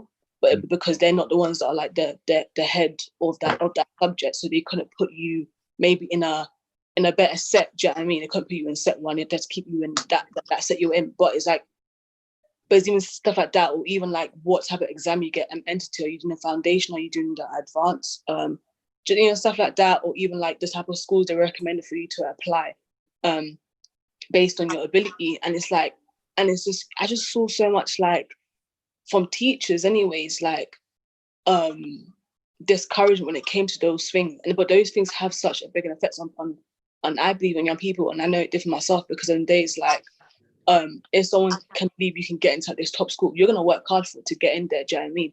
Because because they're recognizing your own kind of like smartness. Do you know what I mean? So you can believe in that. But it's like if she's just saying, yeah, apply for this school that's at the bottom of the list, and it's like, rah, I'm confused now. But yeah, I feel like it's so important, I guess, just a type of like, I guess just the teachers' values, and I guess just caring about your education, your career, and how you move forward in life. It's just so important, and as well as the environment you're in, and just their willingness to accommodate for you as well. That is so evident. Can I speak on your last question of this one? It kind of goes together. Yeah, sure, go for it. All right, so for your last question, being how do we bridge the gap between like the classes, or like how the kids are taught? Well, for me, what we do is we don't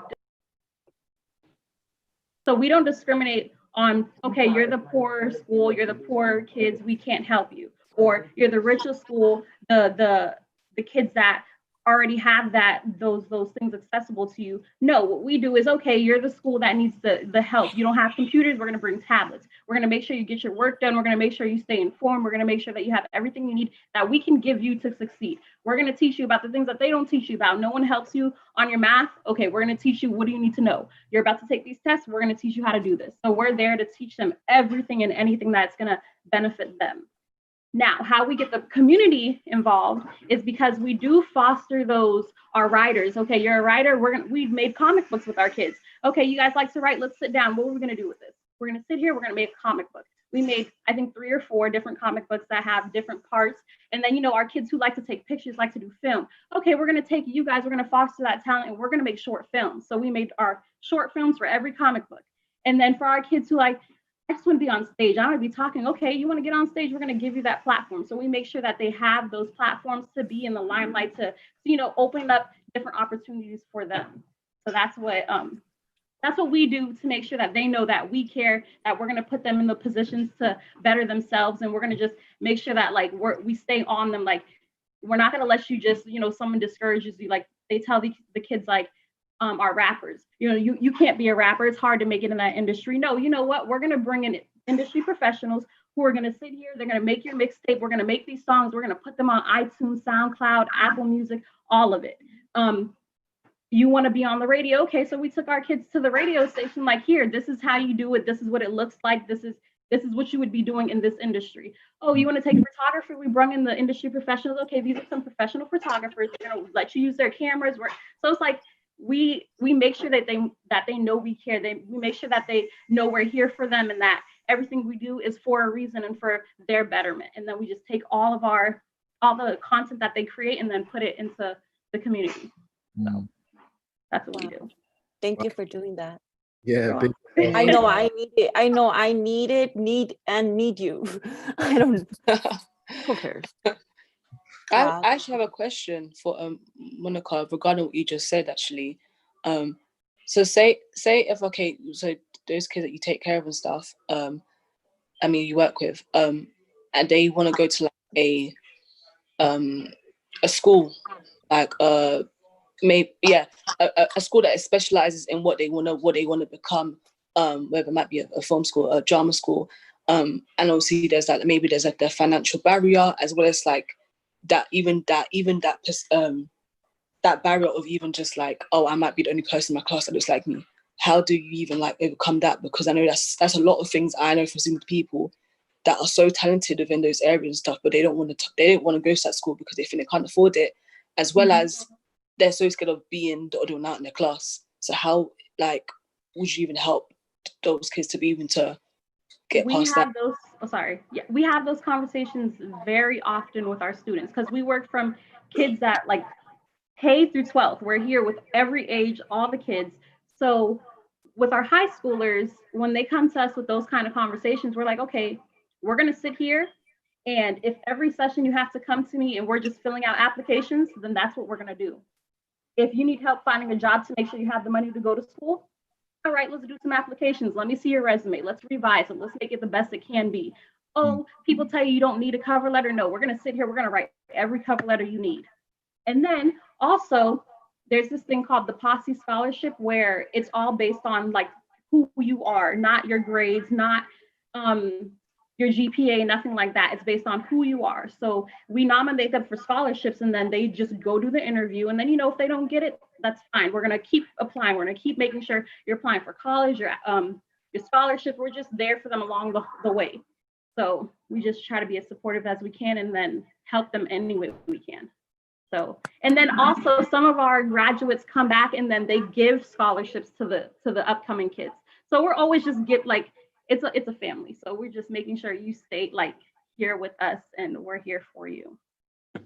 Beautiful.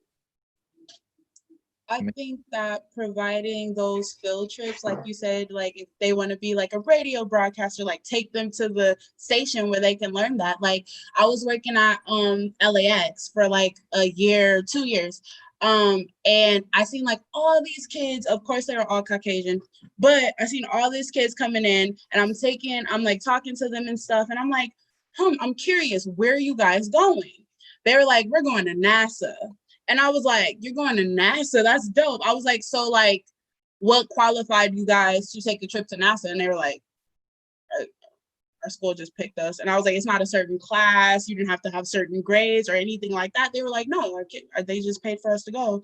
Like, and I'm like, that's the type of things I would like to see like in public schools in my community, because we go to the same places. Like I can name them on my one hand, like the Getty, the LA Zoo, like CAM, like, and then like it's the same, and it's been that way for years. So opening opportunities for them to visit places and actually know like this place is accessible, this job is accessible, this particular career path is accessible to you. So let's get them in these environments. The way I became like into this entertainment and production world was because I kept immersing myself in entertainment environments. I was going to concerts, I was going to plays, I was going to, improv classes, I was in these areas, I was hanging out with artists. So, and like it was only in God's divine plan that I'm a part of something that's bigger than me, and I'm able to produce media to talk about the issues that matter to me. And just you taking the time to be like, we're gonna take these kids to where they need to be to learn this, that's just dope. And I know they feel heard, and I know they feel seen, and I know they feel like, okay, with these people backing me, there's nothing that I can't do. You know what I mean? So what you do is amazing, Monica, and I love you already. Same. Thank you. Yeah. It's a team. It's a team effort. What Latrice said. I heard family. I was like, so, you know, let's do it. Oh, yes. Now that we're on Zoom and we're like virtual, everybody's welcome. Just come on. Amazing. Amazing. I feel like what you were saying, Monica, was like so empowering, so supportive, so encouraging. You know, we kind of have a similar sort of process or system here at FF, Fully Focused. But I feel your point is like general knowledge of who and how to contact authorities, you know, to apply pressure and make people accountable for, you know, for what they are and what they're doing. And as well, like we touched on like the wider community knowing their rights. And yeah, I think, you know, there's a lot that we have touched on, and education is definitely another thing that we need to push, enforce, and yeah, make that change. It needs to happen. I think this ultimately leads us into voting time. So again, if you go back onto Menti, this theme will come up and we'll have 5-6 different points. And out of them, you pick which one we feel is most important to take forward into the manifesto.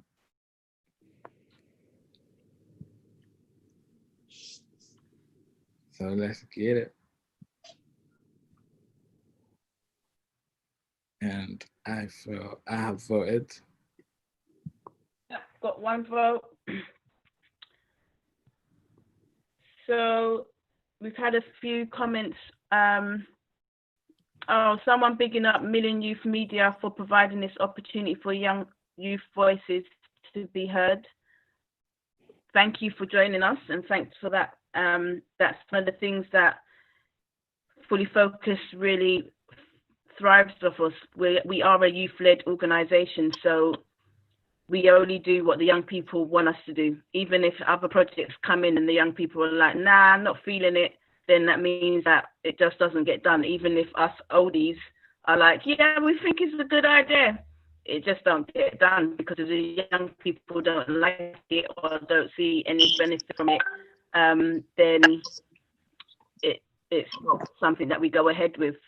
And it is so important that we have the young voices at the forefront of everything we do, because like we said, you are the future, and it's important for us to be creating a future for the people that are going to live in it. We've also had Dr. Melissa. Oh, I can't see the full name, sorry. But we had Doctor in the house. Big up the doctor. Amazing. She said so true. The key is exposure and having opportunities to participate. And it's really interesting what you said, Latrice, because I've never actually thought about it before. My daughter does go on trips, not very often at school, and she's in primary school, but she often comes home and says that the trips were boring, or that she's been to this place already. So in terms of actually creating opportunities over here, we have, I would say, a similar thing where we have certain schools that are maybe private schools, and those children have greater opportunities, or we have certain areas where those children have greater opportunities, and then when you come to the inner cities, those opportunities are less and less, and then that's where we have a much more higher death rates. We have much more higher much more lower wealth, health and well-being. And we have things like pupil referral units, which I'm not sure if you have over in the US or Canada, but they're like units where young people go to if they can't get on in mainstream school. So tend to have a lot of those more in the city areas, which is obviously where there's more poverty and where there's less support and less money. So we can see like some comparisons here with the UK and Canada and the USA in terms of how the community needs to be empowered by having the same opportunities for people to actually access things that taps into their passions and their purpose. Yeah, I completely agree. Just got a big comment from Cece, which says, I also would like to share that knowing your rights is only half the battle, because in California, knowing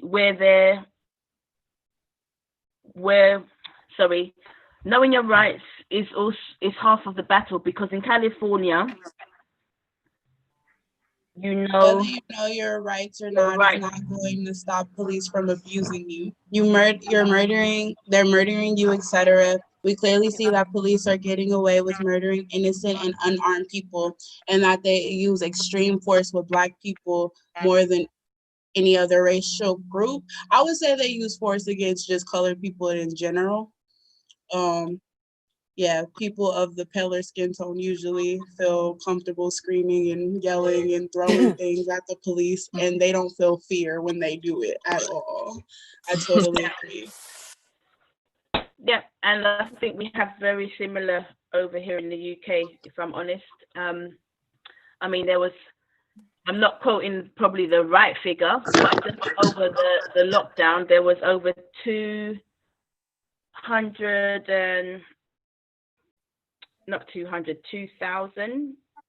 Let me see, I'll actually get the figure. I'll get the figure and then I'll share it. But we had like 80% more stop and search for Black people just over the COVID period. And that was an 80% increase. Yeah, it's gone up quick. It's ridiculous. But yeah, lots of people have been voting. Thank you very much. Thank you for your comments. Keep the comments coming from Zoom and on YouTube. And I think we're ready to move on. Amazing. Thank you. Thank you for all of that. Thank you everyone on Zoom and YouTube and tuned in and all the engagement. It's been absolutely amazing. So yeah, leads us into the next question. Malik, are you ready? Yeah. How you doing, Hear bro? me? Yeah. I'm good, man. I'm good. How you doing? Good.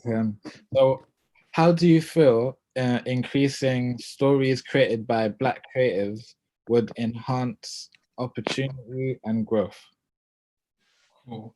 Just to warn you, I have a lot of notes here, so I'm gonna be looking down every 20 seconds. So cool. I love it. Ready to enjoy your notes. Well, it all starts from, like Peace touched on, or quite a lot of everyone's touched on, is media. When you increase the variety in voices and images of Black people in the media, you get a more, what's the word I said? A more than one narrative in the light of the public. At the moment, Black people are seen in one of two lights for the most part. We're either drug dealers and gangsters, or we're slaves. For some reason, there's no middle ground. We're just either of those two things. And that's where the issue arises. What we need, because of the lack of diversity in film, TV, and media across the board. I live in London, thankfully, so it's very diverse. I'm open to a lot of cultures. I meet a lot of people from around the world. But in the suburbs, where there may not be as many Black people, and the only way to understand the experience of a Black person is through the media. So you see them on the news, you see them in film, you see them in TV. And on these things, we're either gangsters, drug dealers, or slaves. That's the problem. We need more shows. Like in the UK, we have a show called Bulletproof by Noel Clarke. Two Black leads and their police officers. We need more shows like Insecure, written by Issa Rae. a black cast of just people going through life and relationships. We need more shows like Enterprise, written by Kayode Ewumi, a show about two young black boys trying to start a business. Completely normal activities that can be lived out by anyone of any creed and color, but you wouldn't put it down to just black people because that's not a narrative they need to spread. Where the only way we can get these on TV though is through commissioning and the people that are behind the camera. You can put us in front of the camera and that's amazing, but the people controlling the camera is what controls everyone that sees us everywhere. Oh, that's perfect. That's perfect. Yeah, so the people that so the people that control the camera, the commissioners are, for the most part, you can check the stats as in yourself as well. For the most part, are older white males, and they can't naturally understand the perspective of younger black males or just younger black people, period. So they may not understand the necessity for black stories and black perspectives on certain things. And when they do then get hold of black stories, they then try and translate it or for a white audience. But the issue is when you try and translate something, it can get lost, the message can get lost. As a black creative, I know how to speak to a black audience. I've been black my entire life. I kind of know what I'm doing. I don't need a white commissioner to try and translate that for me. Just help give me the platform and the right tools to then put that to a wider audience. How it gets lost in translation, I'm still going, is what comes from that is sometimes the white savior complex. And if you're not aware of it, I'll try and explain. It's when white savior complex is when it glorifies the white male or white character in a black narrative. So I'm not sure if you're aware of it, but there's a story called Hidden Figures. It's about three black women who work at NASA who are pivotal in the launch of astronauts into space. This is a completely factual story. Yep. It's real. Wikipedia, Google it, whatever you want. It was dubbed the biographical drama. So in the film version of it, it was dubbed and sold as a biographical drama. They created a fictional white character to help the three black women through their difficult testing times as if to save them for their troubles. In a biographical drama, they created a white fictional character to help the women. It makes no sense. When questioned on it, the creator and the writer and director, his name is Theodore Melfi, yeah, he said, and I quote, "There needs to be white people who do the right thing. There needs to be black people who do the right thing, and someone who does the right thing. And so who cares who does the right thing as long as the right thing is achieved?" Cool. So the issue with that statement there is he's erasing the understanding of the need for black stories to be told accurately. Bear in mind, again, this is a biographical drama. This is just but one example. This is a biographical drama, meaning it is factual. So like P said earlier, she learned about slavery through films that she watched, as do many of us do, not just slavery, about factual things we learn through media, through films, TV. If I went to watch that film now, I'm gonna assume that's true. It was sold to me as a biographical drama. So now I think in my head, there was a white man helping these three black ladies who worked at NASA do phenomenal and pivotal things in that field of work, which isn't the case. So now I'm none the wiser, and in my head, part of Black history was developed and aided by this one white male. It's a further example of miseducation and the narrative being told by the wrong people. As a black, like I said before, as a black creator, I know how to speak to a black audience. Just let me do it. I don't need a translator. I just need a platform. I'm not done. Keep going. You're doing well, my guy. So yes, the commissioners. So go back to the commissioners now. If with the commissioners being older and white, they feel the need to then, similar to this with Hidden Figures, Bulletproof, for example, by Noel Clarke. He's been trying to create that show about two buddy cops, not dissimilar to Bad Boys, two buddy cops, and they're both black, and they just the lives of cops in the police force. He's been trying to do that for years in the UK, but every single time, he said this in interviews, you can Google it, every single time it came up, commissioners and teams were saying it to him, why can't you make the other cop white maybe, or something like that? And for years, because he's hard-headed and I appreciate him and love him so much for this, he refused to change that because he understands the need and necessity to see two black males. They're not gangsters, they're not drug dealers, they're not rappers, they're not singers, they're not entertainers, they are police officers. There are black police officers that exist in the world. There are black people that exist in every single sector of life. Represent that to the community so we can see the reality, because film and TV, as I'm saying, is a reflection of reality. What you see in real life, you would see on TV, or so you think. But for the most part, you see stories told of black historical figures through the lens of a white male, or black historical issues told through a different lens when it needs to be told by the black people about black history, so it's accurate. So you can teach us about what actually happened through actual appropriate methods, if that makes sense. Yeah. So all in all, we need more black people on screen and behind screen, because I know I can go to a black commissioner, and because he's aware of the need for black stories that are nuanced and different, i.e. I May Destroy by Michaela Cole, phenomenal show, go and watch it. You can see the nuances and differences in black culture and creation. So you get, there are other black gangsters, of course, there are also white gangsters, Italian gangsters, Albanian gangsters, Chinese gangsters. You can pick, there's a Yakuza, you can pick, there are gangsters in every facet of life, they're not just black. So show us more stories of different black people in different settings. So then when you go to when you show these shows in the suburbs, they get a variety of black people. So then they don't think when they come to London or wherever they meet a black person, that they're gonna be a drug dealer or a gangster, or they say very ignorant and just dumb comments. Yeah. No, you killed it. I can keep going, but well said. Yeah, definitely well said, well put. And I think that is like finding ways to influence, bringing the black community together, ultimately. 100%.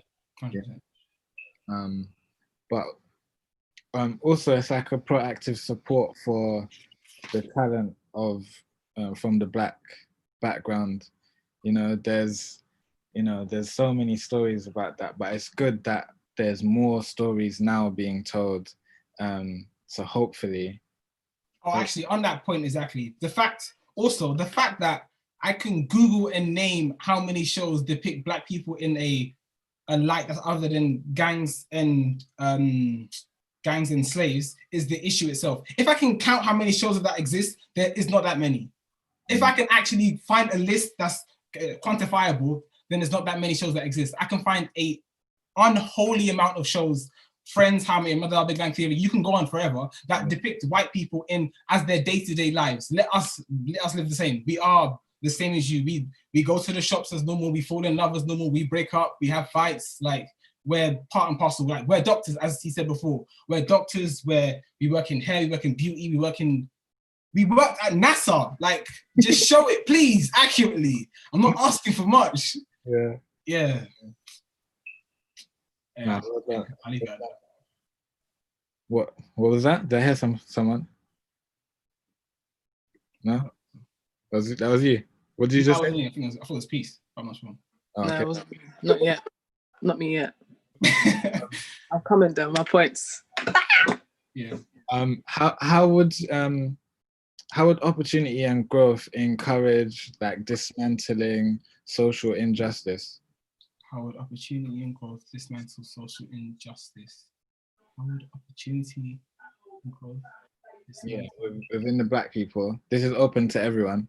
Like how would that encourage dismantling like social injustices?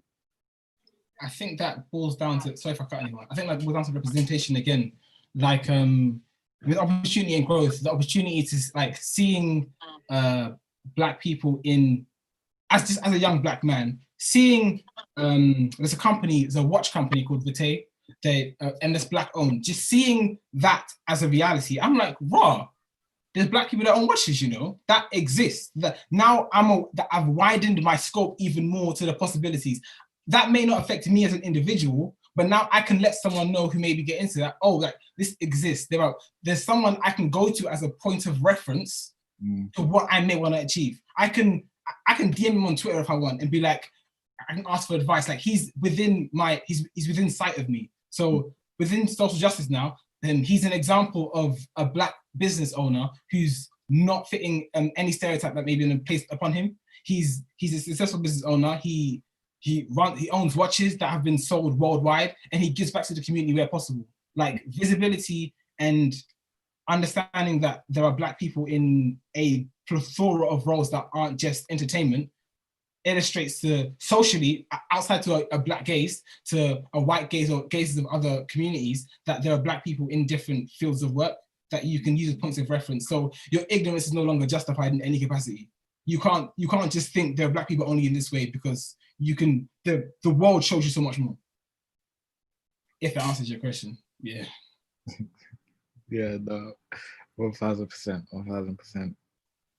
Yeah, these sort of things need to happen.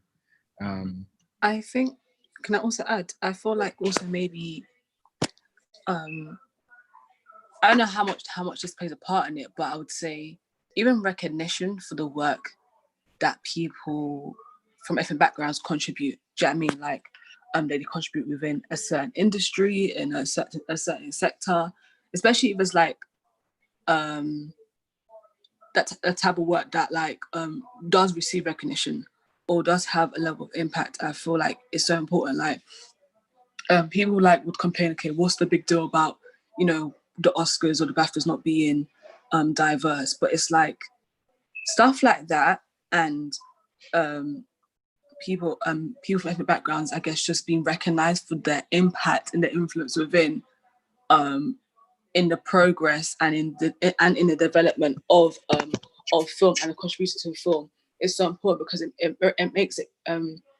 makes society see that, you know, this industry wasn't just created by one race. Do you know what I mean?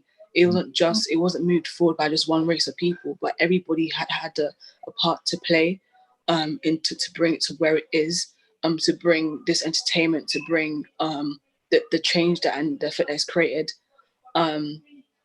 And when you say social justice as well, like, what else do you like?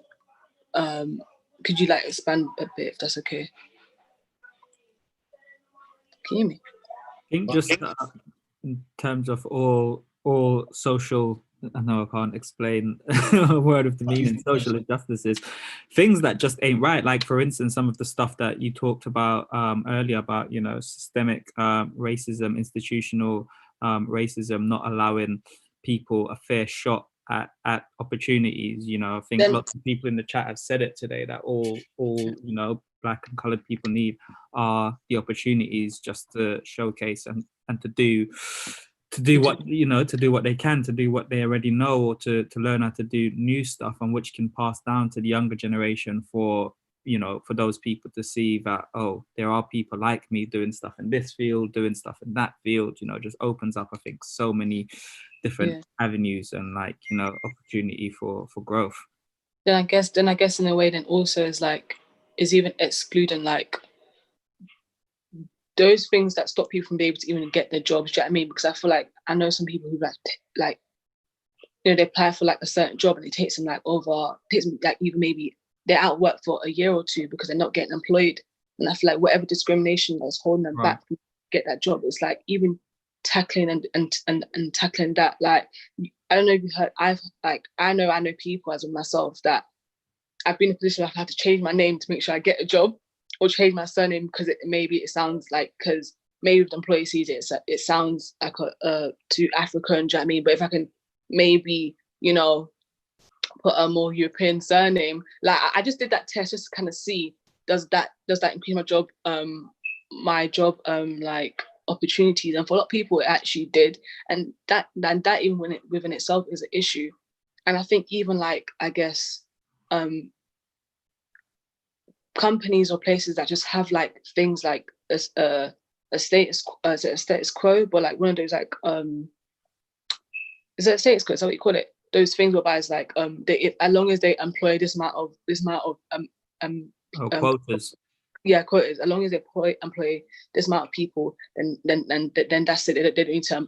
Some people will just stop there and they won't go beyond and just employ beyond that. And I think that even when itself is such a big issue, for the fact that that kind of like thing of quotes had to even be brought in to ask companies to literally employ people of color is a big issue in itself. And it's like we're talking about opportunities being granted to more people of color, then it comes with even like people wanting to give opportunities and just kind of like eradicate discrimination in that process.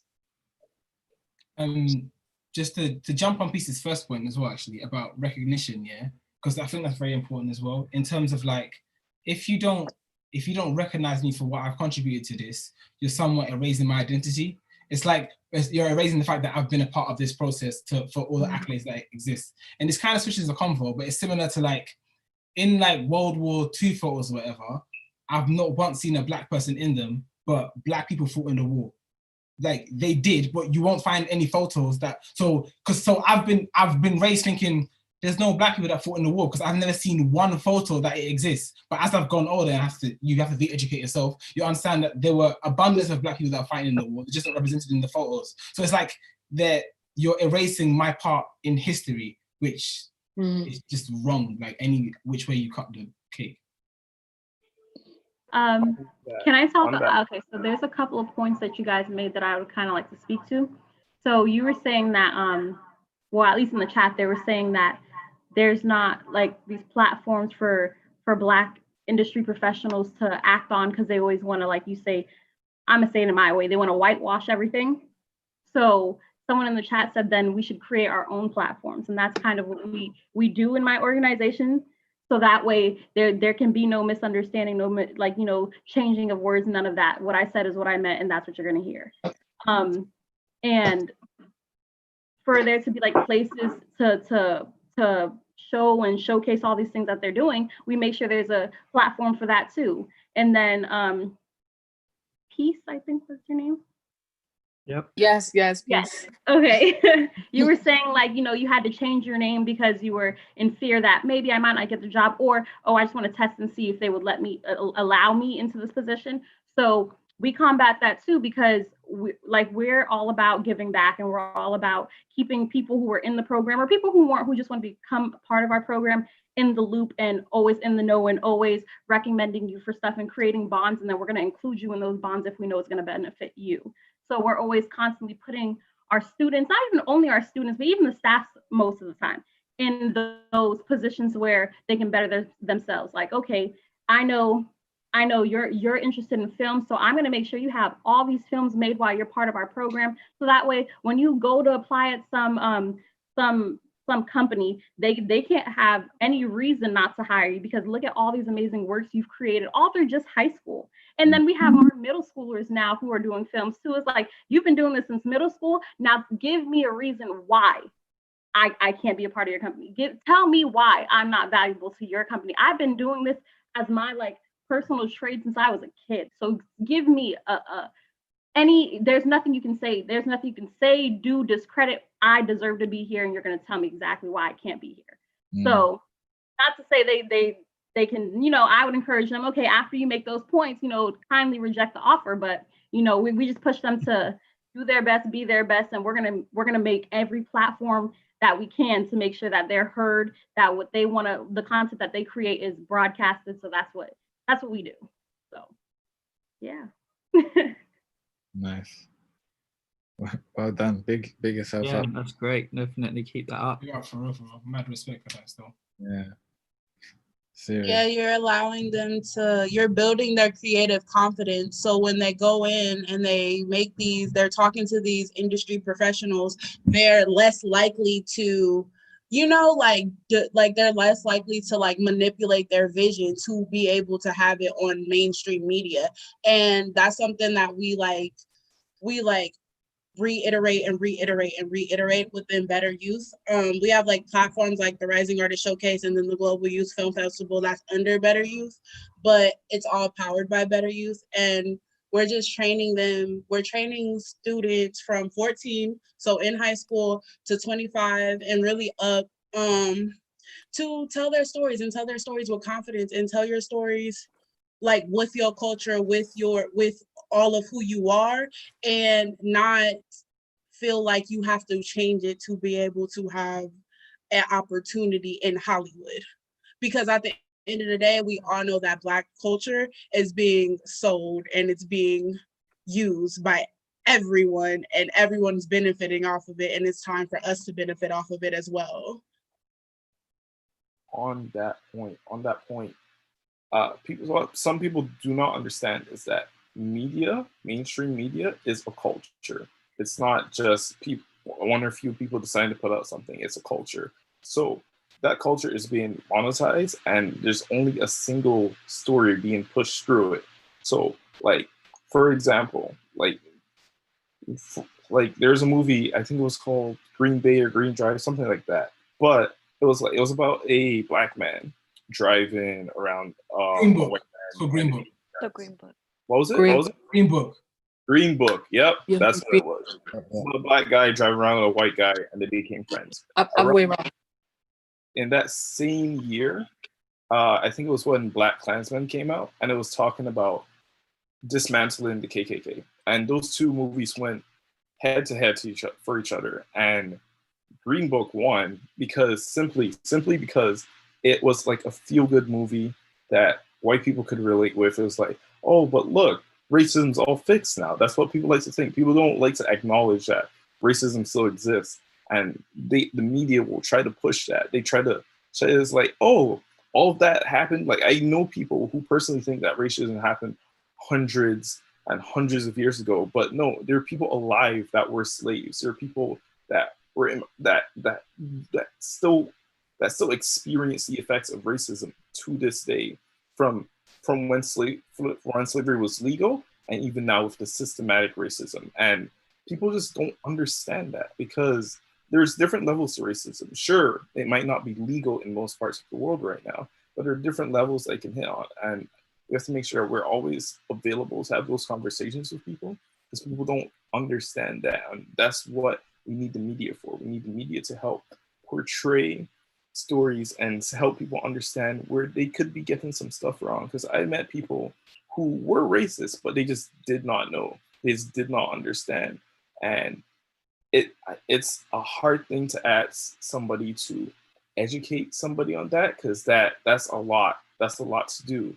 Yeah. But if we made that mainstream, give people the opportunity to say, hey, maybe I shouldn't use that word. Maybe saying this like this, maybe making these certain jokes, it's not a good thing. And that is really where we need to be as a society.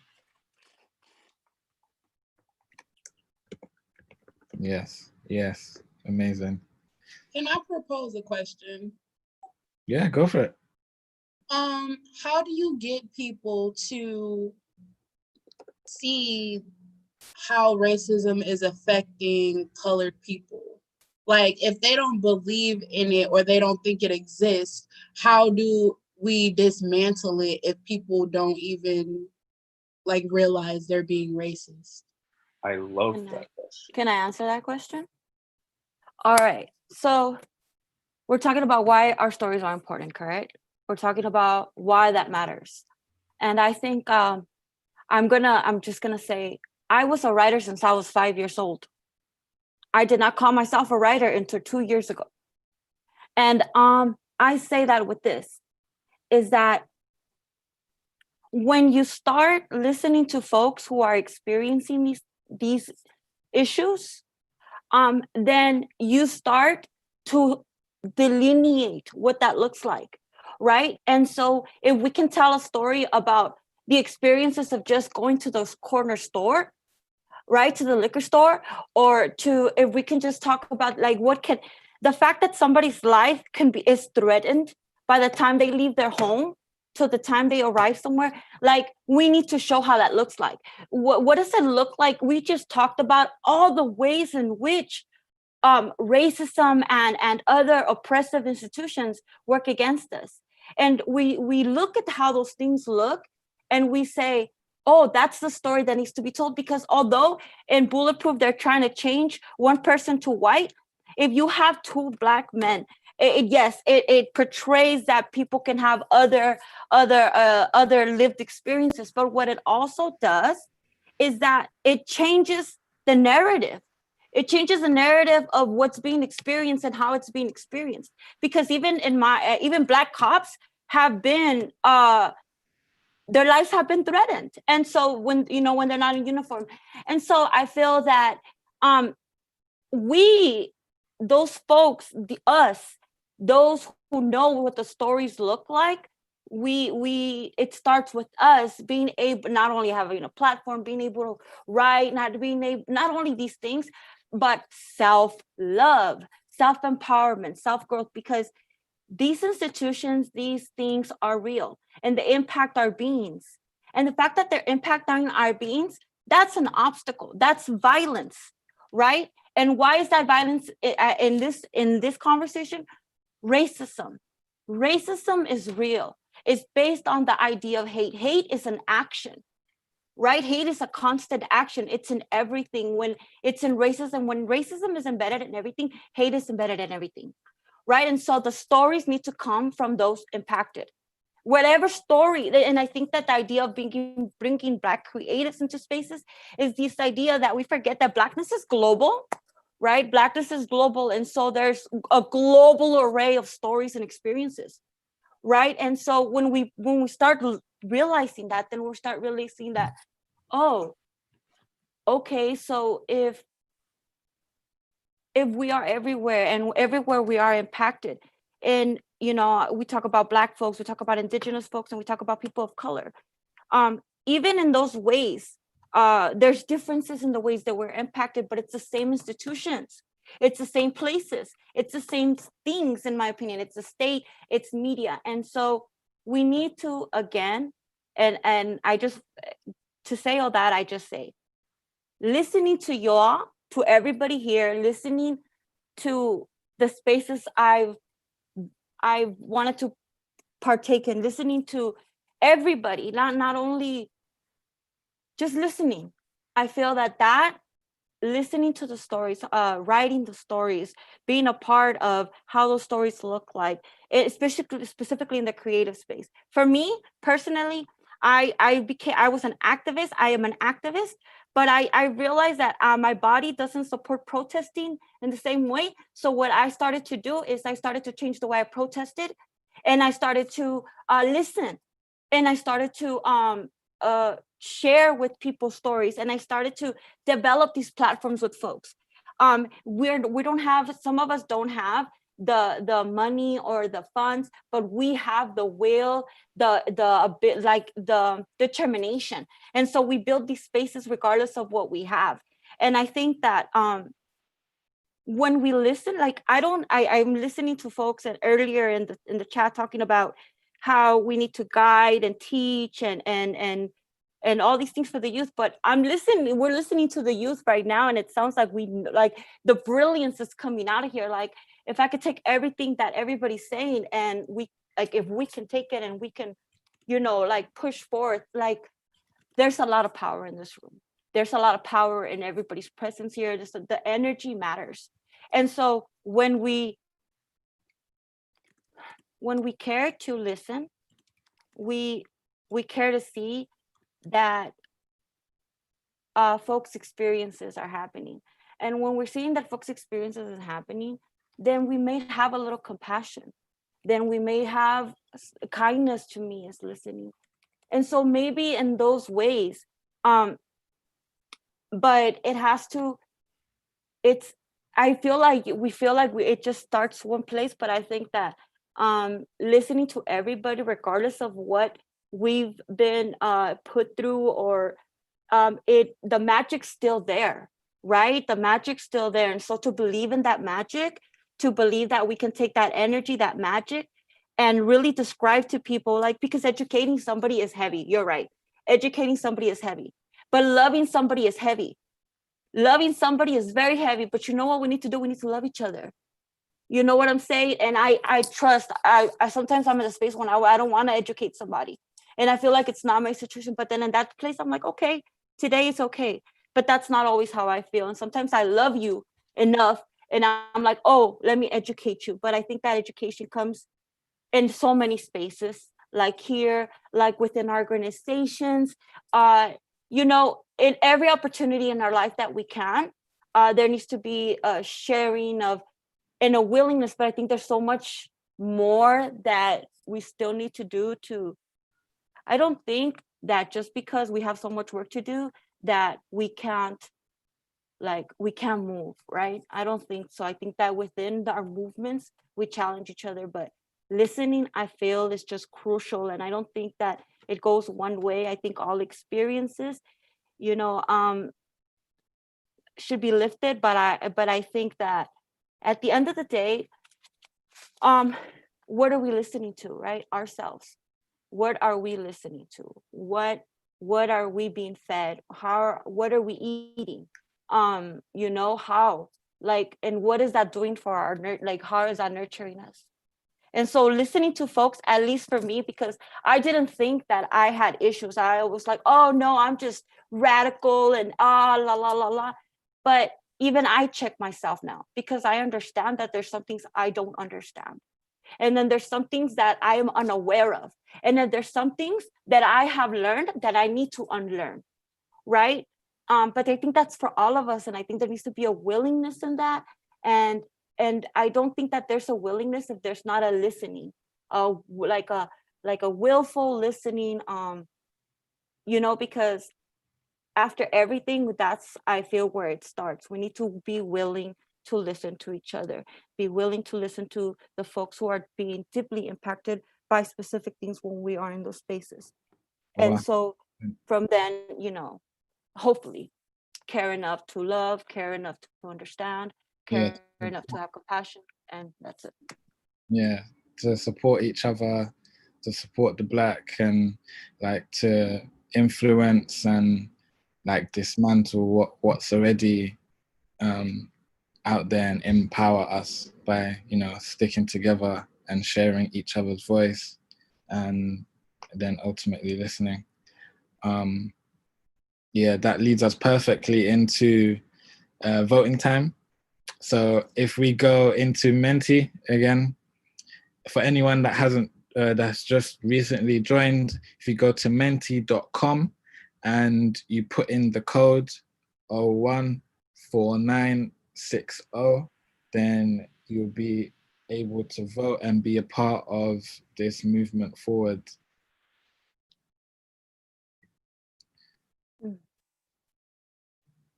Amazing. So I'm gonna vote.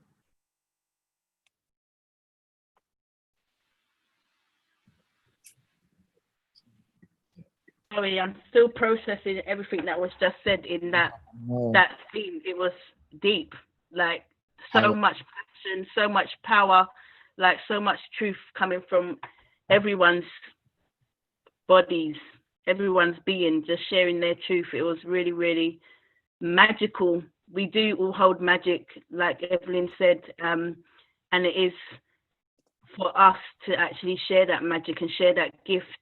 And if we can tap into those gifts from an earlier age, I think it fits into all of these themes that we're actually talking about. But tapping into our gifts from an early age and giving children and young people the opportunity to find those gifts and creating spaces and places where they can test out those gifts and improve those gifts and then get educated in the gifts that they have in order for them to just blossom and share their magic on the world. But yeah, there's just loads of claps and 100% and high fives and yes, tell your truth. Sorry, I'm multitasking here, so I'm getting messages through WhatsApp as well. Where's it gone? Here we go. Well said, Latrice. Well said, peace. 100%, 100%. Amazing. Thank you for dropping all this knowledge, Malik. Someone said this is so important. Nice. Monica just said, sorry I lost connection, but it was wonderful hearing about your thoughts and viewpoints. Please feel free to reach out anytime. Love is the medicine that heals all wounds. That's the truth. There was a few more up there.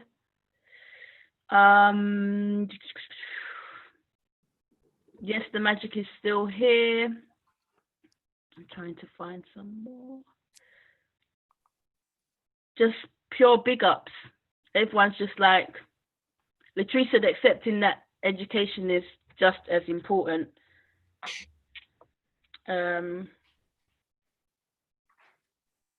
Yeah, no, for real. Facts, Josh, facts. Yeah. Ignorance is bliss. But yeah, that was a really powerful segment around opportunity and growth. It was really nice to hear your thoughts, and it really made me sit back to just hear how much power you do hold. And it's platforms like this where you can get to share your voice and your thoughts that just show how powerful young people can be when they come together and as individuals if given the opportunity. So yeah, thank you.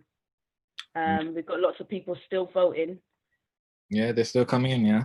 A couple more, yeah, but we can start going on because time is running. Yeah, let's go. Yes. I can leave the vote up. Yeah, Thank you, guys. I'm holding my heart. Thanks for sharing. We're on to the last segment of this live. So, Isaiah, if you'd like to go. Hello. So I'll be talking about love, and with my perspective with moving with love, I feel like this is like one of my strong suits, like one of my strong topics, because I'm a really loving person when growing up. So like I never really took like the first thought of violence or like retaliation. If anybody were to wrong me, I'll just come at them in like a loving way, because I know how it is like just somebody coming at you crazy, especially like growing up in a Black household with the older generation coming at you like with all time, just telling you things that telling you things that will just not motivate you and stuff like that. So with that, I love. I'm slightly just getting off topic with like that with love, but with love, in order to be liberated, you need to be willing to love yourself and to love one another. Leading with love is at the center with all like the topics that we talked about earlier today. But with love, there is also rage. Back then, our people were peaceful and stuff like that. So for example, we were doing marches, sit-ins, boycotts. We was taking a more peaceful approach for people to like really accept us as equal beings. Yeah. But they still did not listen to us, especially how we were just being peaceful. After because of that rage continued to build up over time. And we still fighting the same fight today, but now that rage became to a point where it was uncontainable, especially with our generation, this current generation, how we're quick to just now use violence against that, because it's not going to click with those, it's not clicking with the older generation now. So now we're using violence to tell our story. Oh, I'm trying to breathe and kind of read. Take your time. I have rage. Okay. In order to have this, we have to have this rage in order to keep us motivated to fight this fight. And to fight this fight for our liberation, to fight for what is right, to fight for the next and up and coming generation. So what I really on my viewpoint with love and with this rage, I always tell my niece and my nephew, or just any up and coming generation is just walk with love, move with love, and also with rage. Use that rage to motivate you to use your voice. I tell my niece, since she's 10, I tell her that her voice is powerful, and she's also a little TikToker, so she uses TikTok as her platform to. Oh no, Isaiah? Is it just me? Nice. Okay, cool. I know, he was on a roll as well. Yeah. Okay, we've got to try get him back. He's in his bag, man. Hey, bro. Can't hear me. Where was I at before I cut out? TikTok. Okay, yeah. TikTok, yes. So my niece, she's a TikTok creator, and she uses that platform to express herself and try to be true to herself. So that's what I really want that to be. I want the true meaning to me with love is being able to love yourself and to be true to yourself, to be able to love one another, to be able to love, to learn from those past mistakes, to learn from the people who have wronged you, and to love them even though they have wronged you. And so for that, with that being said, all lives will not truly matter until Black Lives Matter. Like that's the one thing that's I feel like a lot of people do not get. Like you have to be able to love one another, and it's crazy because a lot of people outside of like people of color cultures, they're quick to like. No. Oh, No way.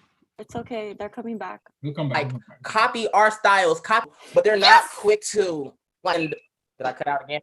Yeah, You're good. Okay, hold on. I was at people copying our cultures. Yeah.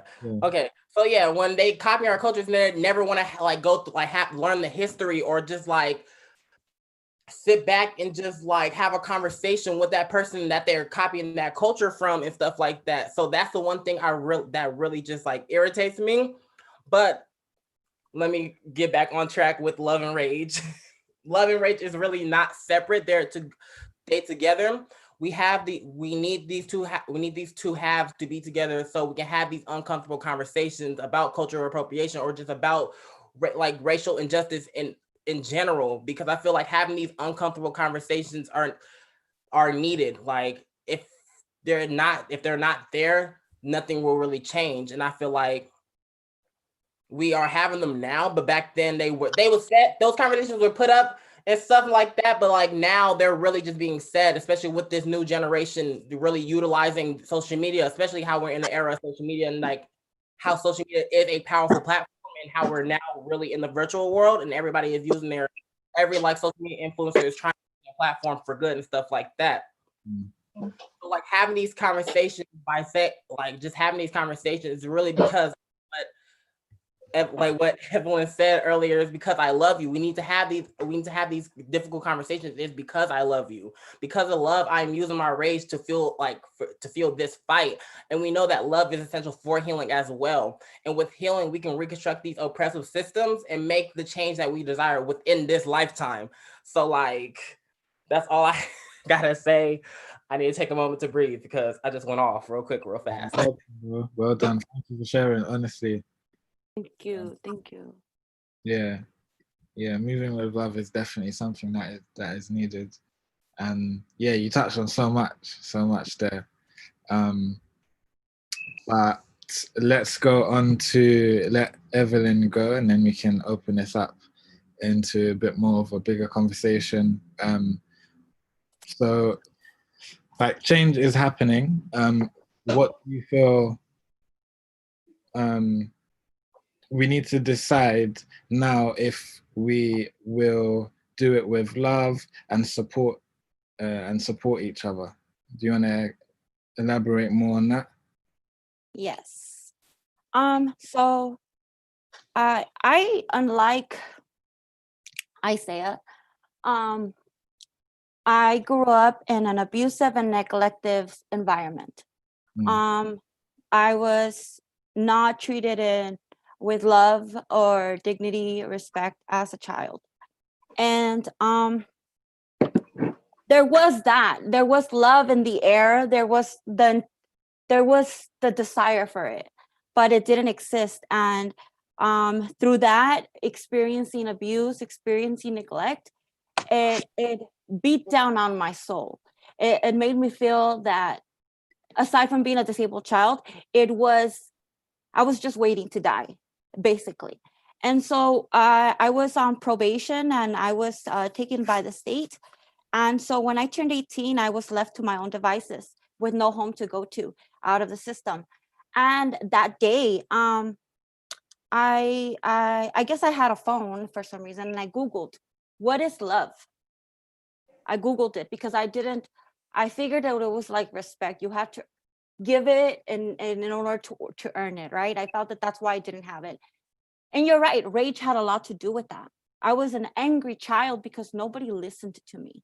I was angry because I felt what was happening to me. I felt what it is to be abused mentally, physically, verbally, financially, sexually.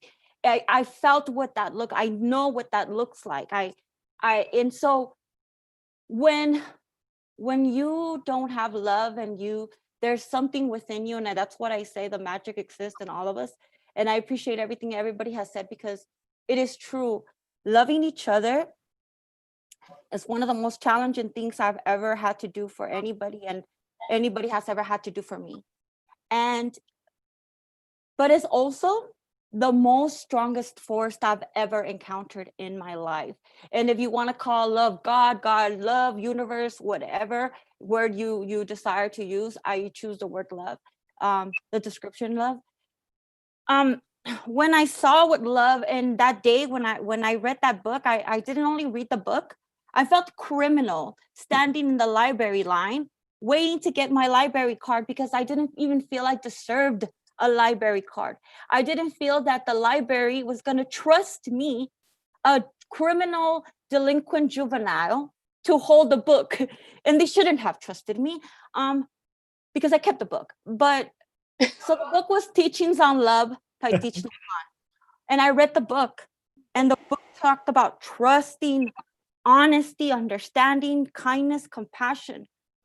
And I was just blown away. And I thought maybe I should practice these things. For 10 years, no, for a long time, not 10 years, for a very long time, I've practiced these things. And even in my family, a family that comes from, because these narratives of gangsters are also applied to my culture. They are my culture of gangsters. My culture is gangsters. I do come from a family of trafficking. I was trafficked as a child. And so, but what I want to say with that is that even in those spaces, there's love, and even in those spaces deserve love. And I think that those spaces that are created, that are done, and I think that we learn this violence from the state. I think that we learned this violence because I feel that when I listen to all of us, yes, we were kings and we were queens and we were healers, and now we're turned into something else, and because somebody else is telling our stories. And somebody told me the story that I was not worthy. And when I myself felt famished of love, and I built that space of love for myself, then I started to realize that it's so powerful. And then, time can really knock you down. And so I started to try and learn what else are other people talking about love. And I encountered Melina Abdullah. I don't know if you all know who Melina Abdullah is, but it's a Black woman that leads Black Lives Matter in Los Angeles. I had the pleasure to surround myself in Melina's presence and learn from them. And they taught me that I was not only an activist, but that I was more than that. And to see that, to understand that, to imagine that, to have the capacity for that, I may have already become a young adult, but I never had the opportunity to be a child and to be empowered and be loved and be listened to. And I feel that when I listen to youth voices, no matter what their experiences are, they're filled with such truth. And they're so honest, and when you listen, you're listening to me. And I felt that I needed to be listened to. I feel that we need to be listened to, because sometimes youth aren't, I feel like, at least where I come from, youth aren't listened to.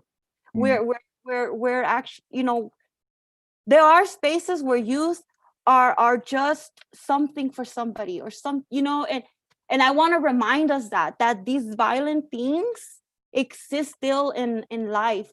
They exist. And so when we talk about opportunities, not being able to go to a NASA field trip, but then there's 3 Black women that are changing NASA, that changed NASA. And where do we connect that, right? And I feel like love is such a huge, like, what is love, right? It's so big. But the people who have reminded me of why love is important have been Black women, have been queer Black women of color. Like that's where Assata Shakur taught me. It is our duty to fight for freedom. It is our duty to win. We must love and support each other. We have nothing to lose but our chains. You know, I come from an indigenous background. My family is Yaqui Nation because of indigenous diaspora, we don't have a connection anymore. I feel like I still do when I hear the drums. But the point, I know that I sound like I'm all over the place, but I promise everybody this is just how I talk, and it's all going to come together.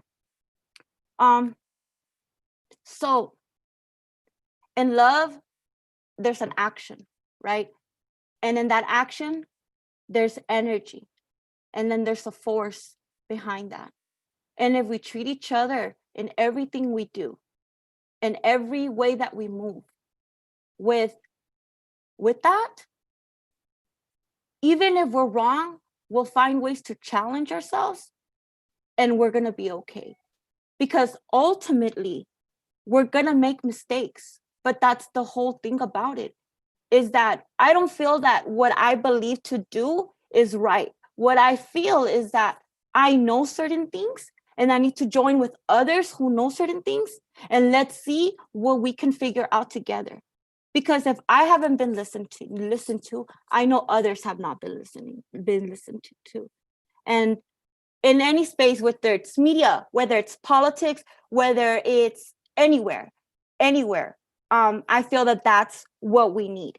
And so, although it may seem like an overarching or love as I don't know how it sounds to everybody, but to love to me is just the way. And I feel that with that, if we move forward with that no matter what we do, like I'm listening to everybody with love, right? I woke up today with love. I'm reading everybody's comments with love, and I'm turning my anxiety of being in front of people into an invitation for my energy to be part of something that I believe in, right? And so it's all done with love, and it's even when we don't have love in our lives, we deserve love. And I feel that's where there's a disconnect. I don't care about the narratives that are attached to us, because some of those narratives may be true to some, but I think that we can change those narratives as well. I feel that if we come from abusive and neglective environments, then we can address those abusive and neglective environments with love. I feel like that if we come from loving environments, then we can just nurture our environments with love. And that's growth. That's empowerment. That's what our communities need. I don't know if I'm wrong. Maybe I'm wrong. Maybe you know something better. I don't know. But ultimately, we have to be willing to act with love in whatever we do. And I'll just do a side note, just because that's who I am. I'm gonna do a side note. I got the luck and opportunity to be part of University of California. I went to university by chance, by the way. I didn't graduate yet, because I had 7 heart surgeries in the past 2 years, and I was pushed out of the housing because the policy didn't understand my personal situation. So instead of being upset, I decided to find out how to change that policy. And you all know how I decided to change that policy. I wrote a theatrical play that talked about here in California, former foster youth and formerly incarcerated youth. I wrote a theater play because that's the community that I'm a part of and that I hang out with, former foster youth, formerly incarcerated, underserved youth. And so I listened to stories. We gathered together. Some of them I listened to and wrote, and some of them they participated wholly. And so when I did this, we were going to present it to University of California because we felt that it was important to show these stories in that form. But then COVID-19 happened. And instead of putting a barrier in that opportunity, what can we do now? Let's do a film instead. And so instead of closing, that's what our experiences teach us, to be resilient, we're so creative, like, whoa. And so when and this is going to be my last sentence and everything. When we are given the opportunity to imagine, that's the best opportunity, in my opinion, that we can have. And we do it with love. There it is. So that's all I got to say. Amazing. Thank you, Evelyn, so much. And as both of you raised some super points that basically covered, all the points that are going to come up in the question. Manners and respect for all, challenging others' ideas and goals, but with love. And I think that is like asking questions to understand and to gain that knowledge, and it's about inclusion of all and not to divide. So yeah, I think that ultimately leads us into the last voting, or second to last, but the next voting question on Menti. So again, if we go to Menti, for anyone that has joined recently, if you go to menti.com and then you put in the code 014968, you have an opportunity to get involved with building this manifesto that we're going to put forth. And again, yeah, thank you guys so much for your time, your effort, your words. It's been truly inspiring so far. Wow, I don't even know where to start. I am just like, whoa, like that was serious. The desire, Evelyn, just serious power, fire in the yard. I wanted to dance, I wanted to cry, I wanted to dance to the drums. Like, I believe we all have that drum inside of us. And for me, I'm a great believer and I'm an advocate for play and play work. So there's a play type called recapitulative play, and it's about tapping into ancestry play. So how we used to play back in the day, and how you can connect to not necessarily your ancestors, but your children and the young people may do things that our ancestors did in our past. And from everything you guys were just saying, that's what it threw up for me. And it's about, it all boils down to love. And that's why love is what we thought was the overarching, the driving force for the manifesto in terms of the theme, and that we should be creating this firstly with love, and that secondly, anything underneath love has to be done with love in order for it to be the truth and for it to be coming from somewhere that is about everybody and for everybody. Oh my gosh, yeah, I need to say some comments in it. I don't even know where to start. Like, my mind is blown. Like, this is just such a beautiful ending. And I'm so happy that we ended the manifesto theme with moving with love, because it just ties everything in so beautifully. Joshua's put in the messages to truly know each other. We must understand each other and see each other to move forward. Absolutely. The whole thing around love and rage being connected, I totally agree. Like, we wouldn't get enraged if we didn't love. And so love is what drives rage. And then if we wasn't rage, we didn't get enraged, it means that we actually don't care, but we do it because we care, and we understand that it means something, not just to me as an individual. And that's what the marches show, that it means something to everybody. And so even if people won't say that they're going marching for love, because they don't actually get it, they are technically going out there on the streets and showing solidarity for love. And yes, the media does spin it because, they will only show the negative side of any of the marches, but then that's how they keep control, and that's how they keep pushing the narrative about people of color. So yeah, Malik said beautiful, so beautiful. The power, Latrice, the power of love, and love is real. Love is the action of support, kindness, patience, and positive energy. Absolutely. Yes. Amazing. Amazing. Lovely, jubbly. Right, I think you can move forward, but I just want to say I love every single one of you. I may have only met you today, but I've met you with love, for love, and I'm a firm believer. I've even got it written on my hand.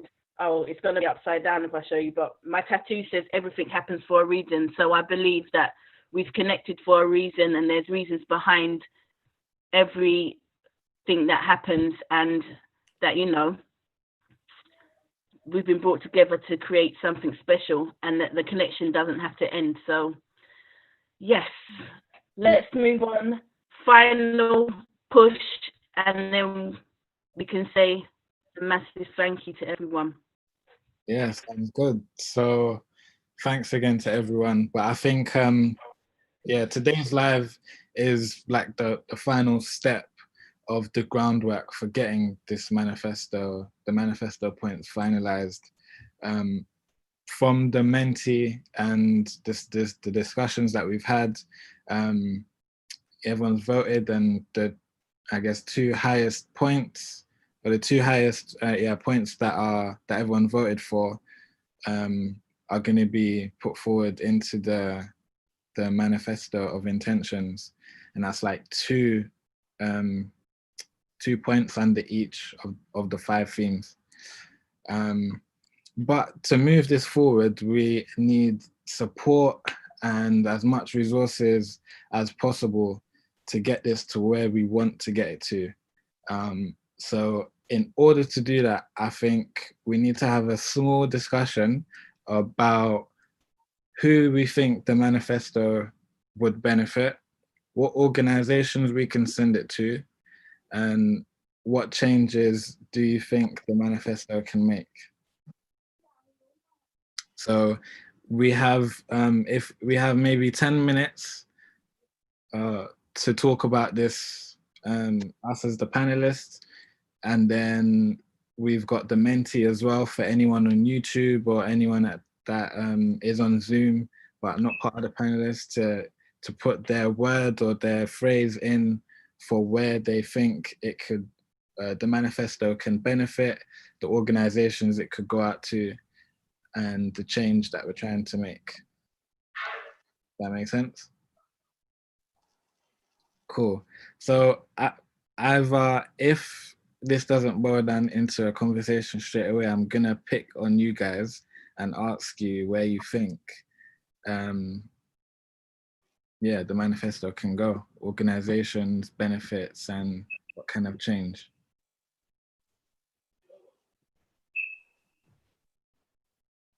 He's gonna go first. I can take this one.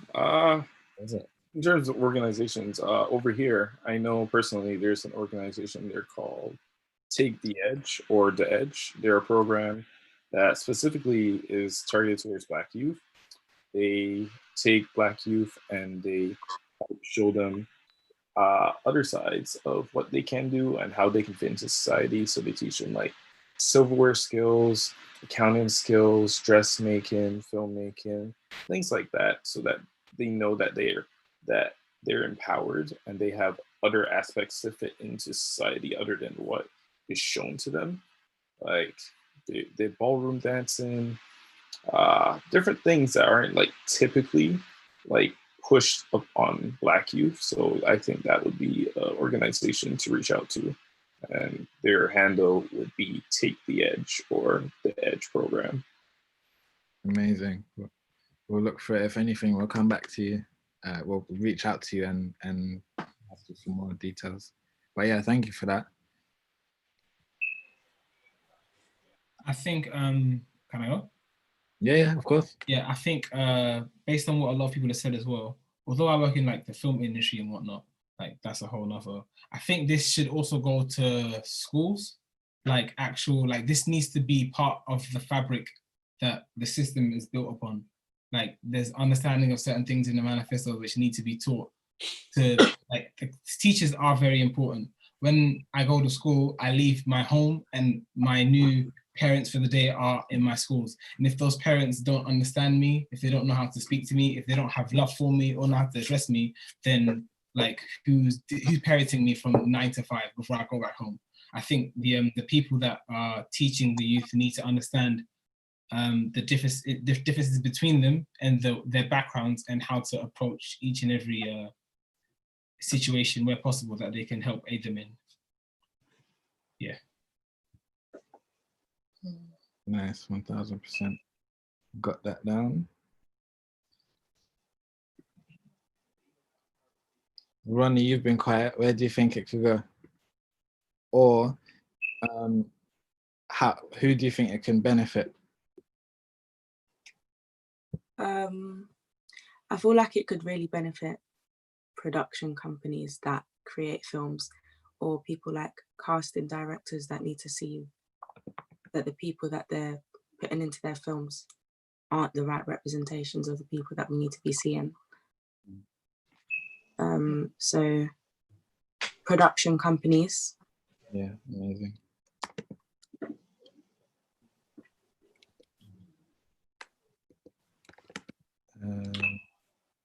I'll share. I think. Go ahead. Go. Oh, I think everyone can benefit. Who I would send this to would be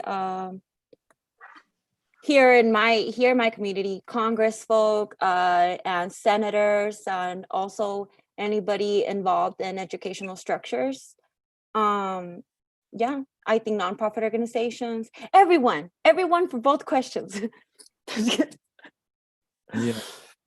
I think also everyone can benefit from it, of course, 100%. I'm not going to be like it's one group or not.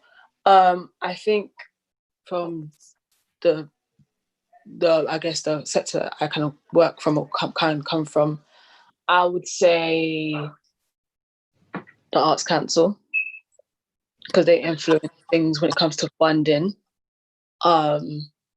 I would also say a big one, because I'm within drama schools. Like, we all hear how much they get checked out and how much, people talk about the racism that goes in there, and they're one of the most undiverse places like ever. Especially the music side, but as well as drama schools, do you know what I mean? And they have like so many issues that I'm having conversations in my school, and I think to myself, like, these are people that need to connect to people. These prestigious institutions, they need to connect with like these type of organizations. They need to have these type of like manifestos and these type of like influence, because what they are doing and the way they operate, it needs to be changed, because it just needs to be changed, it needs to be improved. And like even that the way they conduct their outreach as well. Like we ask ourselves, why the school's so undiverse? There's so many reasons to influence that, but one of the biggest things is their outreach. They don't reach people, and you have to question why, and whatnot. So I would say the Arts Council, drama schools, and like when you said production companies. I read something today, and it will say something like, I think in London, ethnic minorities occupy 3% of production roles in the whole of the UK. 3%. That's bad. 3. Yeah. Send that to them real quick because that's terrible. I think that the manifesto should be sent to news broadcast stations, because they control the media and they need to know that they have a lot to contribute as far as like the state of the world, because they're the responsible for the information or the misinformation that is consumed by a lot of different people. And as far as the benefit, everyone can benefit, but I feel like you can only benefit if you're open, because if I'm not open to anything, I'm not receptive of it. So everybody's kind of like, people have like this defense mechanism where like they shut down and they draw themselves in and they clam up and they're not receptive. So just like keeping mindful of that and just like trying to be open and receptive and understanding of each other. And with that, everyone can benefit. Amazing. Another organization that I think might be able to help out. Real quick, bro. Just wanted to say that for other panelists and anyone listening on YouTube, that you can put in your comments into Menti, and then we'll get it and compile it. But yeah, go for it, bro. Sorry. Perfect. Thank you. So yeah, another organization I know might be able to help with this specifically is an organization I work closely with. I actually work with them right now. They're called One Voice, One Team. They're a youth leadership organization, and they help with building up community and team building. And they're really looking for a chance to help amplify what's going on in the Black Lives Matter movement right now. So I believe they'll be willing to listen to what is happening here and help grow. So yeah, that's One Voice, One Team. That will be their handle. And they really inspired me myself to be the best person that I could be. And I think help that they have some connections that might be able to help us expand this. Yeah, nice. I'm gonna pick on Azariah. Yeah? So how important do you feel it is that this manifesto is being put together by like mainly Black youth? And wait, repeat the question again. I can barely hear you. So how important is it that this manifesto is being put together by the young people? I feel like it's very important that this manifesto is getting has any input of youth voices at like any point in time. Because especially like the organization that I work at, we pay attention to the youth voices. Like when I was a member going there and stuff like that, that organization really opened my eyes to show me that my voice really can change. And I really want that to just keep going on as the generations pass on, like knowing that they're like the young people voices really do have the ability to change something and stuff like that. And also I was going to say something like how can the manifesto can benefit, or where can these really go to? I feel like they can go to like most like social media social media apps owners, like the CEOs of those social media accounts, because I feel like some social medias, they don't really are not really held accountable for some things, especially like silencing Black like content creators or people of color content creators, especially on TikTok. Like you're quick to see like, I want to say like 15 TikToks by white content creators before you see like another person of color and stuff like that. Like you really have to go in depth with TikTok and stuff like that.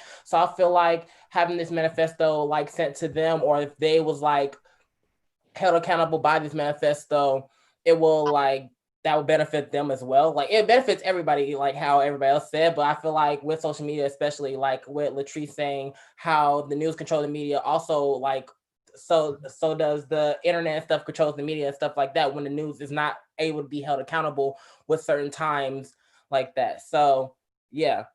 Also, I second what Latrice texted in the chat saying Google other search engines for sure. Like I highly suggest that as well. 100%.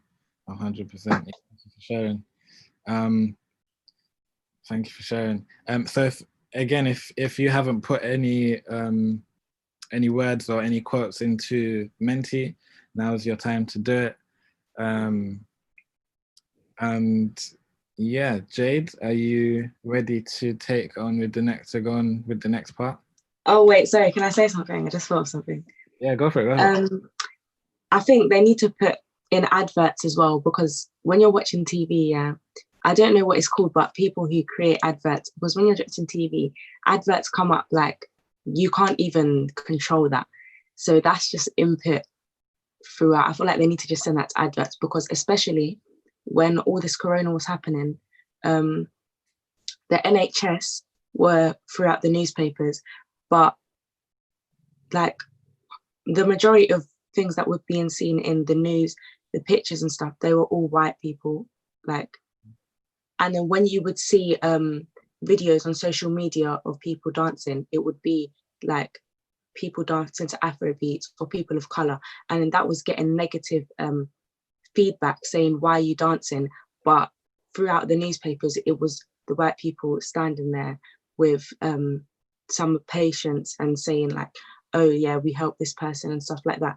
But when it came to the entertainment part, it was only coloured people being represented as they were dancing, and they wasn't helping. So I genuinely feel like in the health sector as well, people need to see that it's not just everyone's helping, everybody is helping. It's not just that. That needed to come through a lot more when Corona was happening. I didn't see a lot of coloured representations or Black people throughout that sector at all. Yeah. 1000%. Advertising is definitely done on the list as well. Yeah, thank you for sharing. Thank you for sharing. Thank you everyone for the time so far. We're nearly there. Just going to let Jade take the mic and share. Okay, so I'm just going to quickly share with everybody. Thank you all for joining us. Thank you for taking part in the Menti. I'll quickly let you know which are the 2 strongest manifesto points that will be moving forward in each theme, and then we shall be done. So youth voices and empowerment. So the main ones are value and teaching young, they are the future, and protecting Black youth in all spaces by calling out white supremacy and racism. Knowledge and education is, oh, this is so 2 of them got 33% each, so they're the highest, so it was equal here. Diversity, equality and inclusion, self-love and building a community. Nice. Well done everyone. Community empowerment, we have holistic comprehensive support in our educational careers and identifying what our communities need to improve.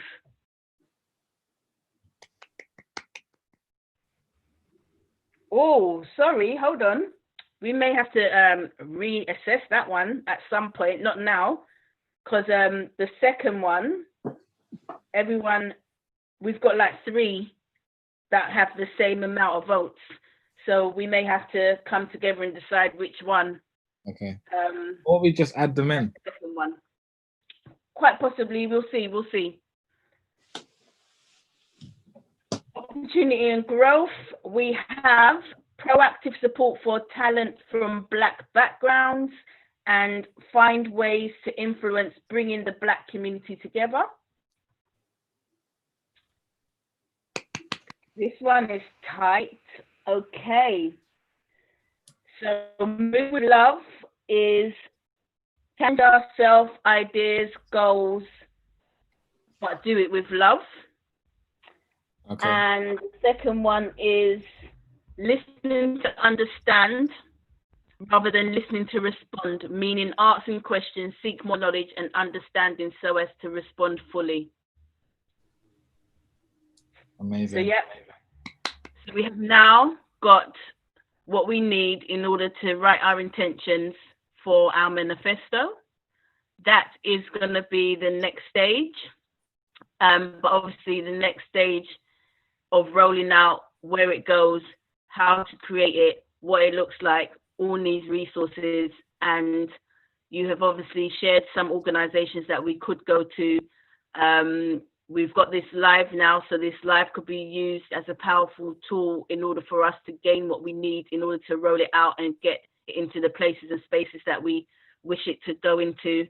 And I just want to say thank you, because this wouldn't be possible without every single one of you. Even if you haven't been here all the way through, you've participated, you've shared, you've owned your power, you've stood up in your power, you have shared your ideas. And yeah, I just want to say I'm fully grateful and appreciative of every single one of you, every contribution, and for you all staying here for so long and being part of this manifesto. And this isn't the end, this is just the beginning.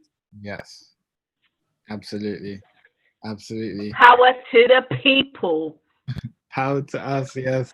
I just want to say thank you to Evelyn again. I just want to say thank you to Josh again. I want to say thank you to Latrice again. I want to say thank you to Malik again. I want to say thank you to Ronnie. I want to say thank you to Peace. Big love to Jade and Alex for helping out with this live today. And everyone else listening on Zoom and YouTube, thank you for your participation. Thank you for being here. It is much appreciated. And as Jade said, this is step one, I guess, for now. And we'll love to speak to you guys soon. And again, have a lovely, absolutely lovely rest of your days. Peace. Peace. Bye, everyone. Much love. Much love. Much appreciation. Bye, guys. Stay Love safe, you. y'all. Thank you. Love. Love.